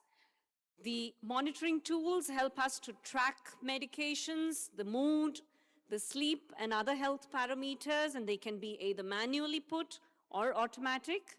And some of the treatment tools a lot of our people use as of now, the telemental health services, the self-guided therapies which are available on app-based today, the clinician support tools, as well as the peer-to-peer online support tools, chats, and forums that are available. I'll go back to a little bit of history post-COVID in India. The Indian government brought out the telemedicine practice guidelines in 2020, immediately post the advent of the COVID. It was issued by the Ministry of Health and the Niti Aayog, which is a very important body in India, and it was incorporated by the Indian Medical Council as well as the Ministry of Health and Family Welfare. And it is important that all people using telemedicine practice be licensed and go through training in order to practice telemedicine. I'll move on to the tele-psychiatric social work guidelines now. It was brought out by my department, the Department of Psychiatric Social Work at NIMHANS, as we are under the government, Ministry of Health directly. We looked at and reviewed all the global and national standards of the NASW as well as the telepsychotherapy guidelines, and we brought this manual out, which also focuses a significant chapter on the ethics, the professional use of technology, and also about how multidisciplinary care needs to be provided in the ambit of ethics. I'd also like to bring your notice to the Digital Personal Data Protection Act that was brought out by the Government of India in 2023. This was an important step forward in the ambit of ethics because it was realized that post-COVID, a lot of practitioners started using technology and digital tools, but they were not adhering to the ethical principles of working with clients, which was dangerous and which often compromised on safety and privacy of the clients. In this context, the government and NIMHANS, my institute, brought out the Telemanas.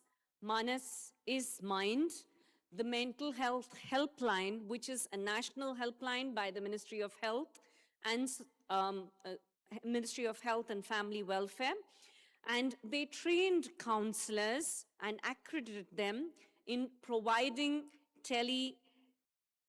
social work services, telepsychiatric services, and telemedicine services. This paper I wanted to present over here today had very specific aims and methodology.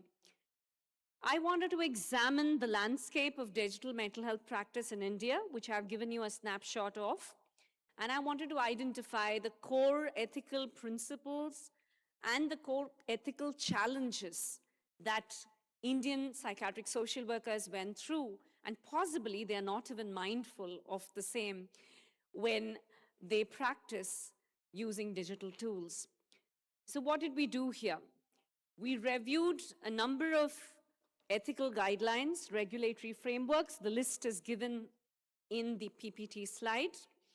And we looked at cases which were filed in our High Court and Supreme Court, which went against digital ethics and were from clients and service users who talked about how their privacy and confidentiality was affected. So I'll talk about case studies and challenges. So let's dive deep into the topic. The first important concept in ethical practices in psychiatric social work is identity verification. So we start from there. So first of all, the practitioner has to be verified, and there has to be a patient verification to ensure that both the mental health professional and the patient are the same whom they claim to be. Because we do observe in a lot of our online platforms, a lot of times people don't come out in real of who they are. A lot of times there is no visual connect, and hence you don't know whom you're speaking to and whether actually it's a true story that you're looking at.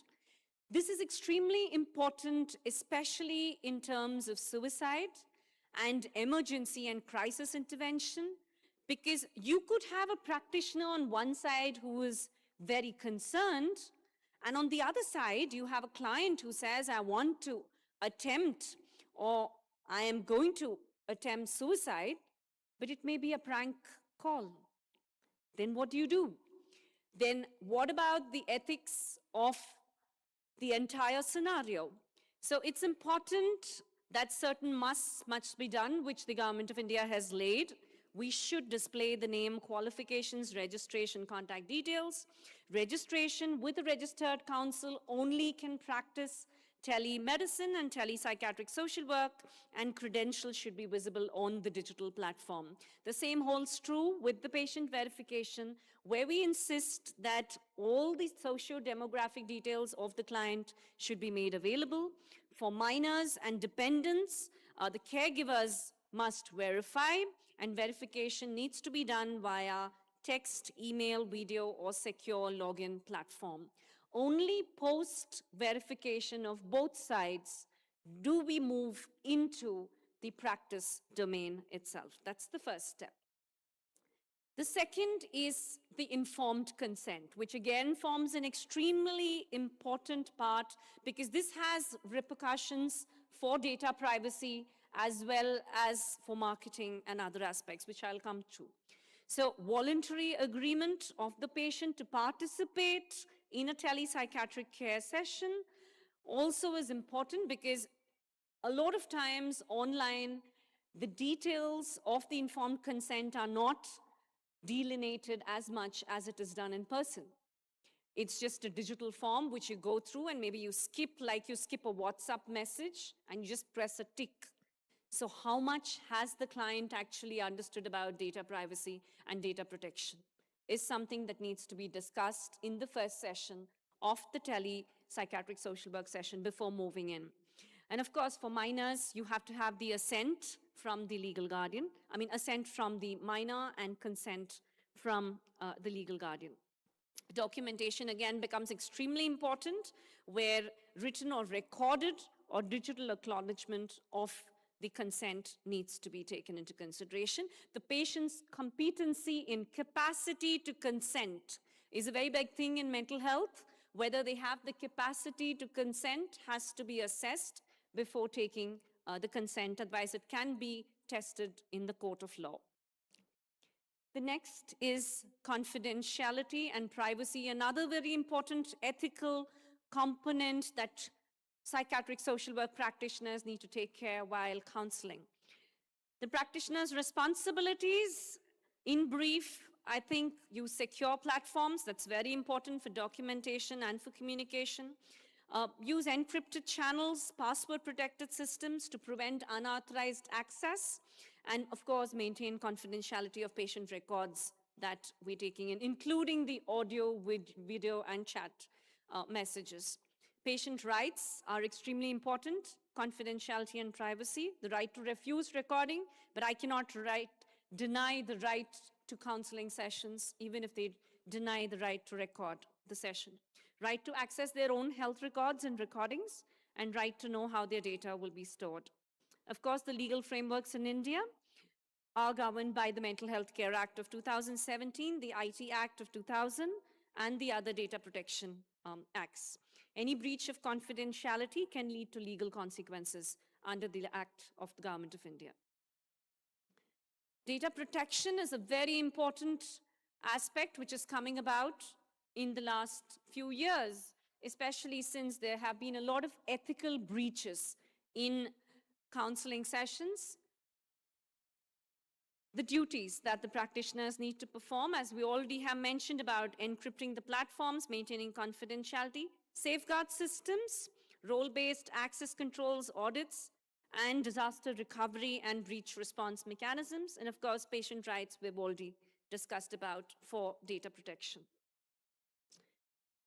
Is my clinician competent enough for digital psychiatric social work or telepsychiatric social work? I think this is a very important discussion. Not all clinicians who are psychiatric social workers can possibly effectively deliver telepsychiatric social work unless they are trained to know all the ethics and the guidelines for telepsychiatric social work. And I think this is extremely important. Just because I'm a practicing psychiatric social worker, it does not give me the authority to start off online without training as well as without the permissions of my government. So the practitioner's ability to deliver safe, ethical, and effective care within the boundaries of professional training and legal authorization and the ethical frameworks becomes extremely important. Documentation and records are an important aspect again in digital psychiatric social work. How does the practitioner maintain the records? How do you keep the identity, consent status, clinical notes, treatment decisions? How are they saved? How are they encrypted? How are they stored? For how long are they stored? Where are they stored? Are they maintaining the accurate data? Again, retention and access, maintaining the retained records. I mean, according to our Indian Council of Medical Research, we need to retain the records for 5 years and maintain it in an encrypted, password-protected platform, and patients have a right to their data. I'll move on to the emergency protocols. What if my client online says that he or she is suicidal? What if my client online says that he or she wants to run away somewhere? How do I deal with that? They're not in front of me. Suicide attempts, homicides, acute psychosis, severe agitation, medication overdose, or withdrawal are all important and need to be recognized as emergencies. In case, what does the practitioner do? Immediate referral to the nearest emergency services or hospital, inform the caregiver and the legal guardian, document the nature of emergency and actions taken, and avoid prescribing without a physical assessment. So the telemedicine and the telepsychiatric social work guidelines in emergency situations mandate that the person has to come in person, or we have assisted home care services that go home in order to check on the client in case there's an emergency. Again, the system preparedness of maintaining updated directory and records, using platforms to allow rapid escalation and handover, and having protocols. I think this is somewhere where we're still picking up in India. It's not completely foolproof, but I think we'll get there someday. Cultural competence. Now, we have different cultures, and do we have culturally appropriate platforms and languages? A lot of platforms are available all across the world, but how culturally sensitive are they? Consent forms, the materials in local languages, are they accessible to everybody? This is something, again, as social workers, we need to question. Are they involving family and community stakeholders when we are talking about cultural appropriateness and deciding on how to take the next step forward? So training becomes extremely important. Governance of digital mental health practice becomes extremely important. And training, not just in skills of the protocols, of the guidelines, the digital ethics, the platform use, but also about consent, documentation, emergency situations, and most important, multidisciplinary team learning across disciplines on how to work in sync in digital psychiatric social work becomes important. As practitioners, I think we need to understand how to take consent for recording and data use. The flowchart is given below. Disclose what, why, how, and who, and also the right to refuse recording. Accessibility, I've already spoken about accessibility. I think accessibility for persons with disability, marginalized community, indigenous sections of the society need to be woven in when digital platforms are looked at. And the most important is ethical marketing and representation. There needs to be transparency to disclose the fees, the scope of services, as well as the limitations of digital care. It's important that no one gets exploited online by messaging, targeting vulnerable populations, or using any of the testimonies when someone has not given consent. I'll come to the last part of ethical use of artificial intelligence, which is again a big sector in our digital psychiatric social work. It involves deploying artificial intelligence tools, and we need to be transparent in the tools that we're using. Consent, patient needs to be aware about the consent that we are using AI-assisted processes for diagnostics, monitoring, or for services, and the accountability of human professionals. AI cannot, of course, replace human judgment, and I think we need to understand that it's an add-on and not the only system that can be used. There should be grievance redressal mechanisms available across the system so that people can reach out in case there's an ethical breach. Two quick case vignettes that I close with. One was a patient safety in an online consultation where the practitioner got harassed and there were boundary violations.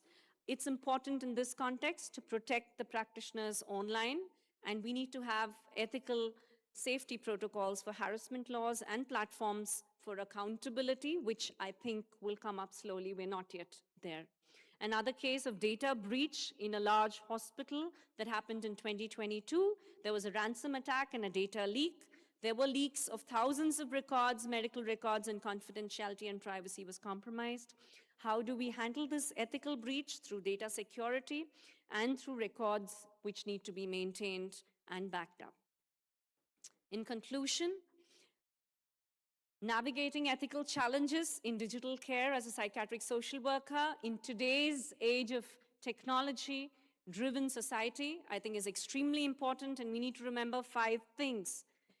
Data vulnerability, informed consent, algorithm bias could be only for a few section of people, and we need to be inclusive, quality concerns, regulatory uncertainty. And all this can be taken care of by care continuum, patient adherence, and crisis response, which is appropriate by the said government of that state. I thank you, and I'll be happy to open to any questions. And I represent, as I said, my institute, NIMHANS, the Association of Psychiatric Social Workers, India, as well as the Indian Society of Professional Social Workers. Thank you.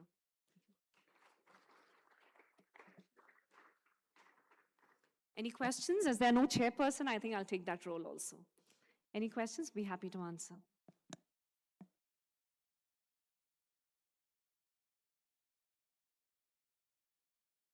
Yeah, over there.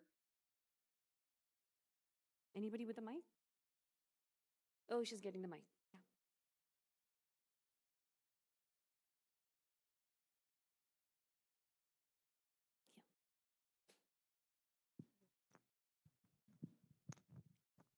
Thank you very much.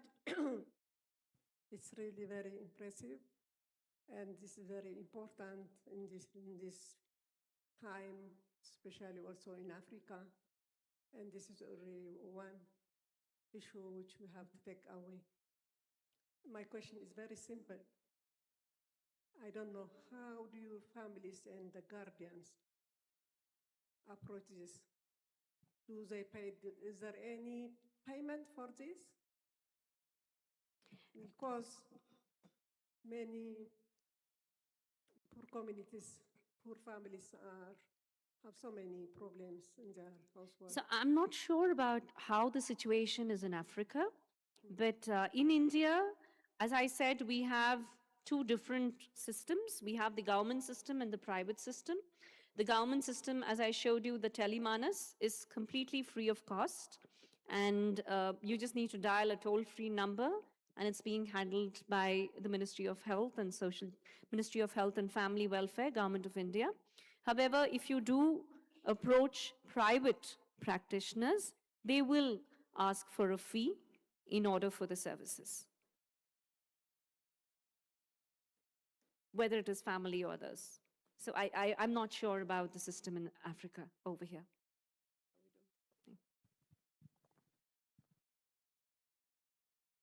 Any other questions? Anybody?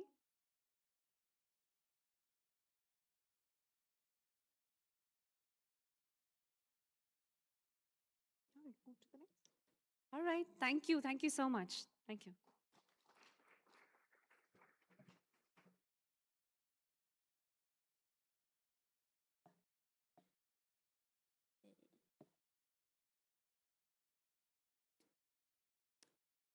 Thank you so much, Ati Jagannathan, for the presentation. And our third presenter will be Edith Levis from the Open University, and she will be presenting on what the tech giants want to tell us. So, can we easily embrace artificial intelligence in social work without challenging the pros and the cons? Welcome.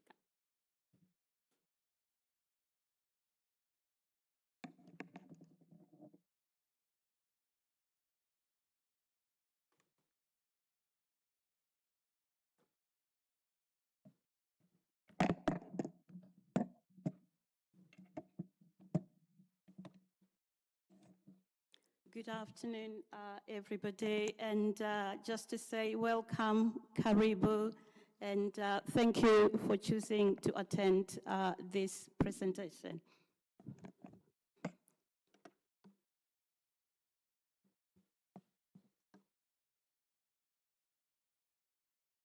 Okay, so I think this presentation fits very well with Ati's presentation. So this is really a presentation for us to reflect, I suppose, as social work practitioners and as social work educators.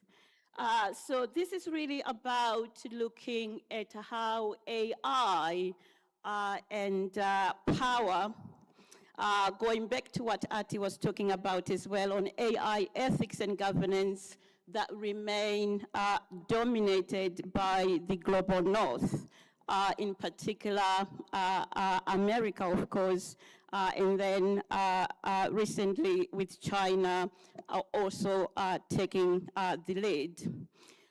So the focus of my presentation is really about perhaps moving away from being consumers to begin to think about marginalized perspectives as well in the role of AI. So this presentation is not about listing the pros and the cons, but it's really about providing a critical perspective of some of the, perhaps the challenges looking at high-income nations and the developing or global south nations in particular. So, of course, we do have benefits of the AI, and I'll be speaking in the context of a diaspora, having come and emigrated from Zimbabwe, now living in the United Kingdom and as a social work educator. So these are some of the benefits, of course, of AI, as you can see. So when you Google, for example, on Open University websites, AI will generate my profile, and you can see very, very easily and very, very quickly who I am and where it can direct you. And then, of course, some of you are very familiar with AI on a daily basis. But I would say it is probably for some that are privileged, isn't it? That's why I've put some. Because when you look at a number of global south communities, they're still really struggling with poverty, what I would say absolute poverty. They're still really struggling with basics that they can't afford to buy Alexa, to be woken up by Alexa playing music in the morning. So those are some of the benefits, of course. But what I really want us to focus on this afternoon is to begin to look at, I hope you can see that, okay. So the AI journey is very treacherous in itself. As you can see, there's quite a number of things that we need to think about. where everybody's holding a phone, isn't it? We never really think much about where that's coming from. We never really kind of think about who is actually suffering.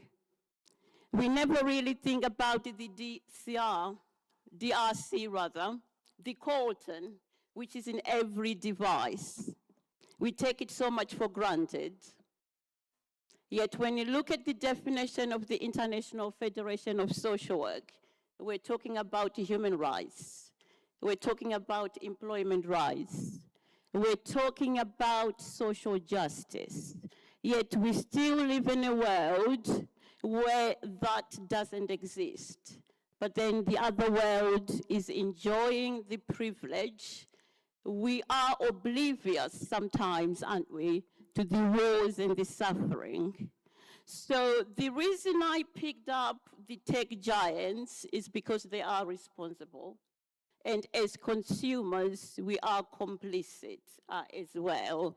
And in particular, because as social workers as well, advocating for human rights, advocating for social justice, we are complicit. Because there are some societies where they are still very much struggling and living in absolute poverty. So I just wanted you to think about the pictures you see on that slide. I suppose this is a conference that's always challenging to me, that we can meet every year, but what exactly is social work doing to the inhumanity, actually, that's happening across the world? What are we doing to some of those things? Sorry, the screen keeps coming back and sort of that's kind of a distraction. I'm just gonna ignore it. Okay, so what I thought I do this afternoon is to probably look at AI in context. So the idea of looking at the global north, which to me is very structural. It's not a binary global north, global south. But when you look at the diagram I've tried to create, we do have fourth industrial revolution. So when you look at today, where we're talking about AI, artificial intelligence, but when you look at the global south countries in particular, those countries that were colonized, nothing was happening. There was no steam engine in Kenya. The steam engine was probably focused where the white colonial masters were dwelling. There was more transport linking perhaps Nairobi and Mombasa, but not for the indigenous population. There was the second industrial revolution, electricity, but that was more in the global north. And if it was happening in the global south, it was about resource extraction. It wasn't about industrial revolution of developing infrastructure. And sometimes when we come to these kind of meetings and conferences, we can see that. It's in our face. Access of internet Wi-Fi has been a struggle at this conference, but it's very easy to criticize, yeah? But actually we forget when Nairobi existed, whenever it existed in the second revolution, it wasn't catering for the indigenous people, it was catering for the white minority population, okay? So things have moved to the third industrial revolution, and the majority of global south countries remain very, very behind. So we are now grappling with artificial intelligence today, but we need to think about where does global south stand? We need to go back perhaps to think about another industrial revolution, the first, the second, and the third, I would advocate for global South countries that were colonized. So moving on, looking at the colonial era for the global South, then you can kind of make sense of what I hope it makes sense what I'm trying to get at. But when you look at China and some of the Southeast Asian countries, they seem to have compressed the first industrial revolution and the third and the fourth together. But somehow African countries, sort of, talking about maybe South Asia as well, South America, they are still really struggling to combine both the first, the second, and the third industrial revolution, because the indigenous population are still behind. They're still struggling with absolute poverty. They're still struggling with lack of education. They're still struggling with access to health. They're still struggling with high unemployment because there isn't any jobs. I've been shocked actually because when you walk on the streets of Nairobi, you can see a number of youth unemployment. You can actually see that. Yet we are trying to maybe advocate AI, yet we're forgetting actually that there are some states, there are some regions that will need to start building infrastructure, create jobs for their youth because there is high unemployment. And that really matters for social work as well.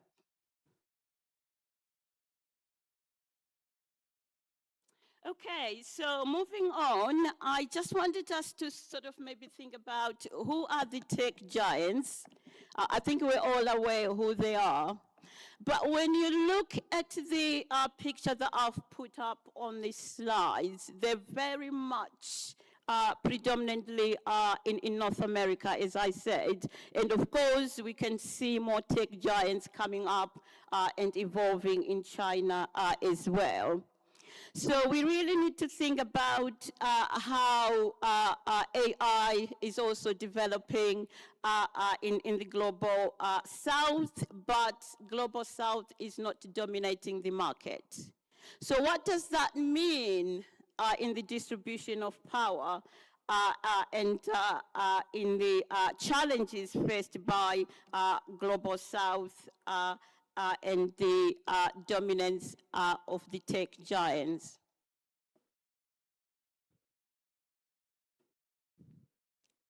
So I don't know whether anybody was watching the inauguration of Donald Trump in January 2025.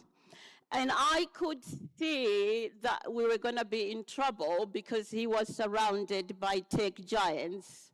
And that's where I kind of began to think about the thinking I'm trying to present, to say, here we are in 2026, we're dominated by white, wealthy men, because there wasn't any women on that table, apart from the partners, of course. But what was really poignant for me was the fact that Donald Trump swiftly repealed the Executive Order 14110, which was implemented by Joe Biden, which prioritized safety, secure, and trustworthy AI development. And its focus was on preemptive risk assessments, cybersecurity standards, and protections against algorithm bias. What then did Donald Trump do? He repealed that, revoked, and he basically signaled move from the assessments, the risk assessments, the precaution, to acceleration and moving fast and breaking things ethos. And there lies the problem.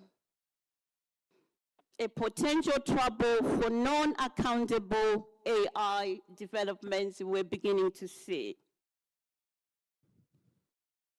So this is what's happening.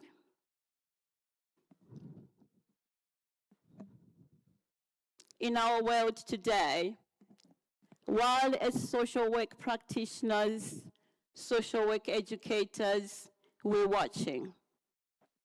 We struggle with the gender violence in social work. Yet Grok, one of the AI by Elon Musk, has been held responsible for gender violence online. We've got tools of AI which are weaponizing surveillance platforms threatening human rights. We've got lots of data centers coming up, not just in North America, in the United Kingdom as well, in India, and there was another debate in this country. Do you then prioritize data centers consuming a lot of electricity when in a city like Nairobi, there is no traffic lights? And when there is no water? So these are some of the sort of dilemmas and the challenges I've just been thinking about. What do we prioritize? Yes, there are benefits to AI, and I'm not disputing that 1 minute, but I'm wanting you to think about those challenges, I suppose. Plantair has been alleged as well by enabling AI targets in Gaza, for example, again raising those concerns over war crimes. So let's just think about some of the challenges that we have from tech giants. I don't really have any answers as I stand, but I really want us to be challenged and to think about how we can educate as well our students. Rather than being consumers, let's begin to think about how we can go back to challenge some of those discrepancies. Who is dominant? Because again, it goes into language, because AI language becomes English. I'm very aware that Kenya is very central, South Africa and some other, African countries, South Asian countries as well. They are creating AI in indigenous local languages, but the dominant language remains English. We still have challenges with sustainable development goals, but here we are with AI environmental costs, which is threatening water, land, and climate. In 2025, for example, Google announced plans to build a 1 gigawatt data center in a village in Andhra Pradesh in India, displacing indigenous people. And of course, people will try and fight, but then of course, if they're not supported by governments, that becomes problematic. Here we are, Microsoft, 1 billion Kenya AA data center project, which then hits a major hurdle, as the government says it would require switching off half the country to meet the power needs. And as a developing, evolving country struggling with lack of education, lack of employment, is that possible? The other side of it as well, the United Nations is warning us that AI could use more water than all the people on Earth need to drink. What does that mean for the Global South communities? Oops.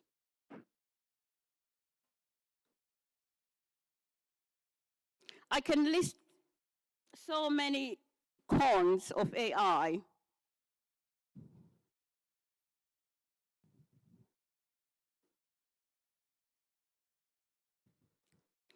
So just moving on to conclude, just as a caution, I suppose, for Global South communities and countries, we need to be mindful of the digital colonialism again, which is coming perhaps at the expense of looking into infrastructure.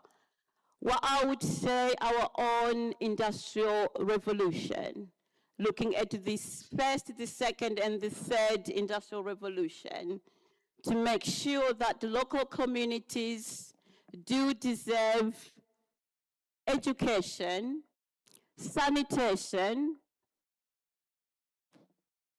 welfare state, pensions even, employment, free health care, and adequate health provision. We also need to be mindful in the Global South countries of Eurocentric biases as well that leads to bias or inaccurate solutions. And perhaps we need to make sure we are part of that AI creation. We also need to think about the epistemic dependence, being vulnerable to foreign technological monopolies and cultural erasure. So those are some of the challenges that we probably need to think about.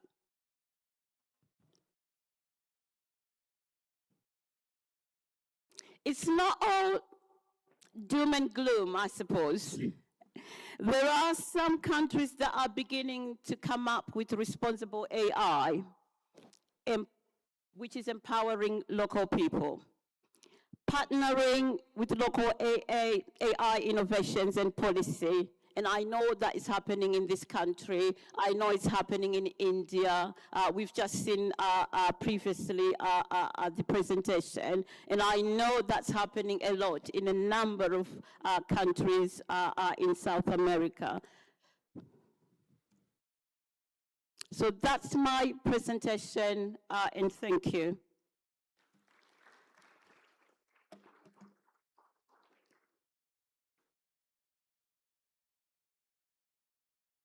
Oh, yes.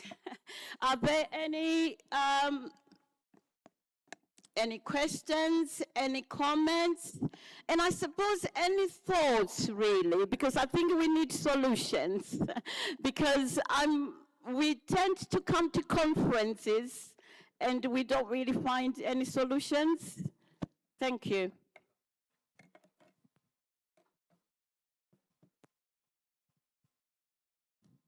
Hello, I'm Carla Jones from United States. Hi. Hi. Recently we hosted a conversation with our local government at our church, and they were proposing and inviting this AI data center in our area. And one of the benefits was that it would lower property taxes for the homeowners. Well, one of the things that I've been learning is that the AI absorbs all the water, and so it'll cause a community problem for our families. And so without that knowledge, people would gravitate for lower income property tax. But if we don't tell people in our communities what the effects of having a data center in your community can cause, it will cause other problems such as lack of water. I hear there's a lot of heat from it. And I noticed that in Alabama, they're proposing to do this at a historically Black community to benefit, to bring money to the community. Well, it's also going to bring community problems. So I guess one of the problems is how can we, which we all like AI, how can we, and we all use it, how can we, where can this big structure go without taking the water source from the people? And we have to be concerned about each other and making sure that we have our water, which is a gift from God. So, and they're going to take it off. So I don't have a solution, But I Thank think we you. all need to start thinking about that. Yes, thank you. And I think if it's happening in North America where you live in a household where you can go inside, open your tap, what about somebody in rural India, in rural African country where they haven't got any water at all and governments are allowing data centers to be in those countries?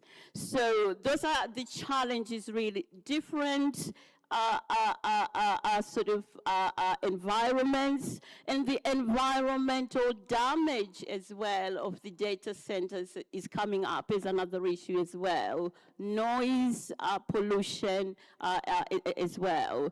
And they are being built secretively. That's another thing as well. So the consultation perhaps might be a challenge. Thank you. Hello. Hi. Yeah, my name is Sylvester Amar Lamine. I'm a professor of social work from Middle Tennessee State University in the United States. You spoke about epistemic dependence, and last year I went to Sierra Leone where I grew up as a Fulbright scholar. I saw that students in the United States depend heavily on AI for assignments. And in Sierra Leone also, there's a dependence, on that. How can we really move students away from not relying heavily on AI? Because the dependence is already there. So based on your presentation, it's going to be difficult for us to really talk to students to move away from that thought,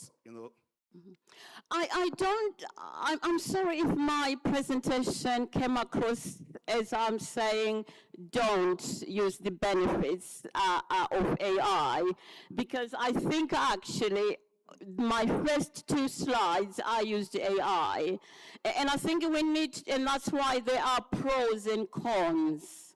There are pros of AI, and I think in social work education as well, we need to be real with our students and educate them to use AI wisely and to acknowledge as well when they do that. Because I think as an educator, sometimes we have refused to engage with AI because we think a lot about academic misconduct, more than actually what does ChatGPT, what are the benefits? Yes, technology is moving on. We're not going to stop it.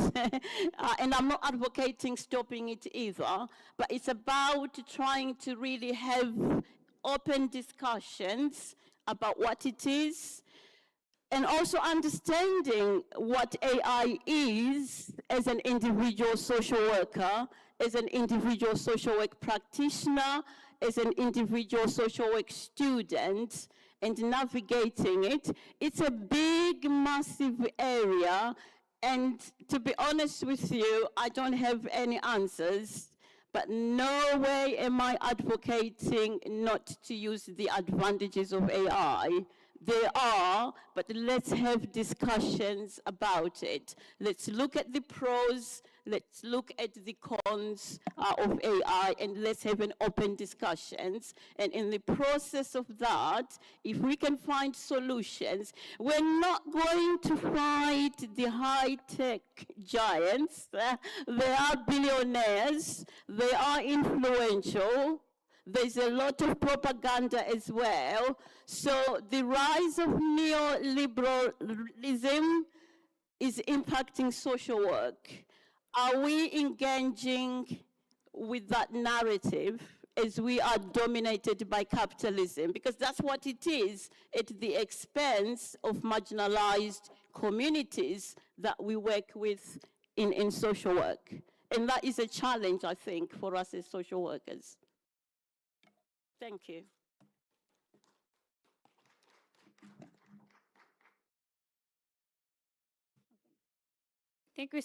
Thank you so much, Edith Lewis. And that was our last presenter of this session. So we are going for a 30, I think now it's 26 minutes break, and we'll be back by 5 we should be settled for the next session. Thank you.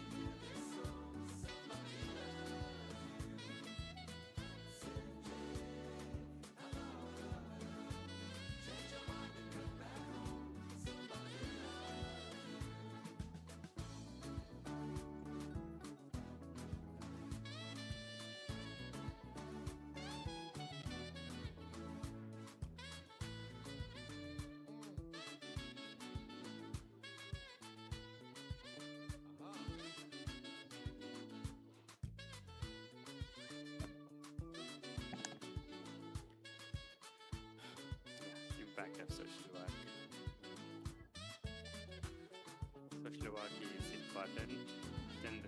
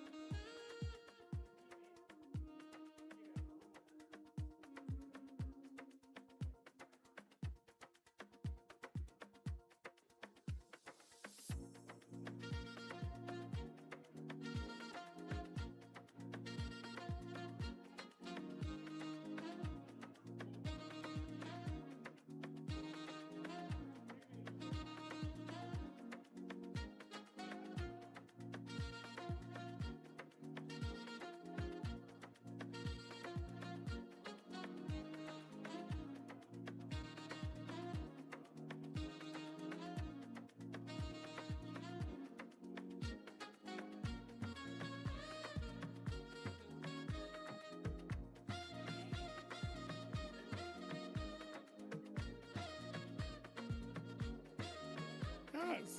It's good to be here. What?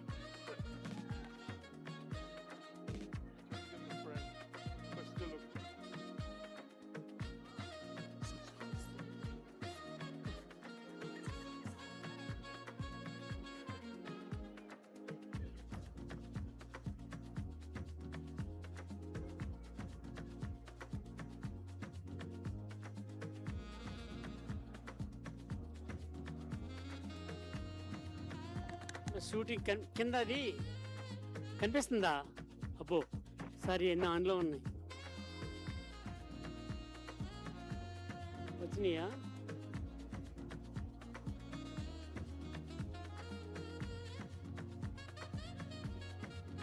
వస్తుందా sir?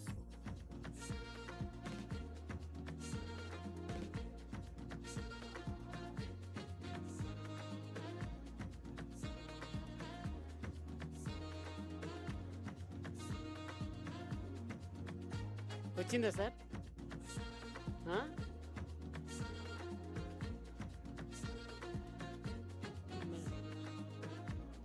ఇటు మీ వైపు కాకుండా ఇటువైపు చూడాలి, అంతే కదా?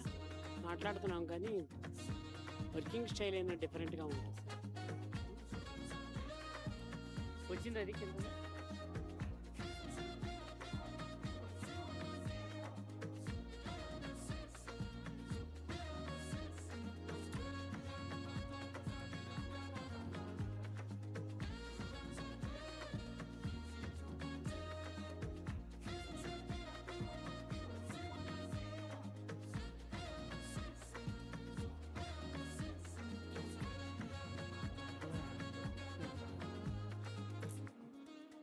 దగ్గరగా వస్తుందా? Is it?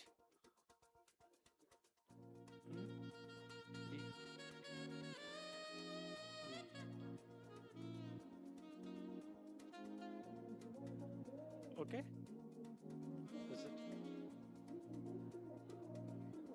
పెట్టేందుకు sir ఫోటోకు?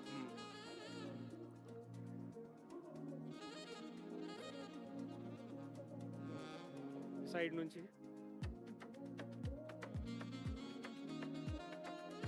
Yeah.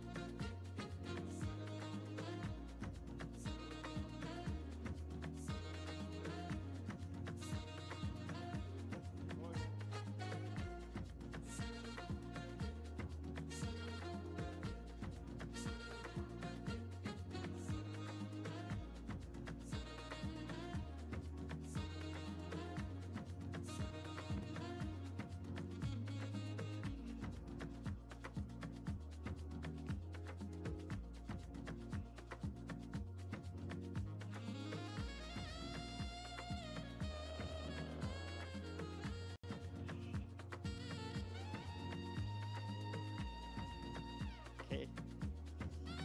Okay.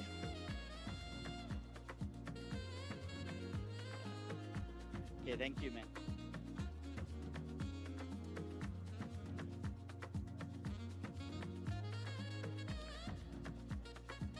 Okay, is it okay?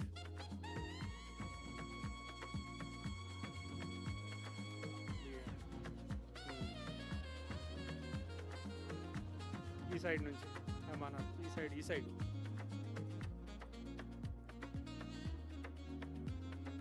ఇటు సైడ్ రండి సార్, ఇటు వస్తే ఇటు నుంచి. It's very great honor to present on the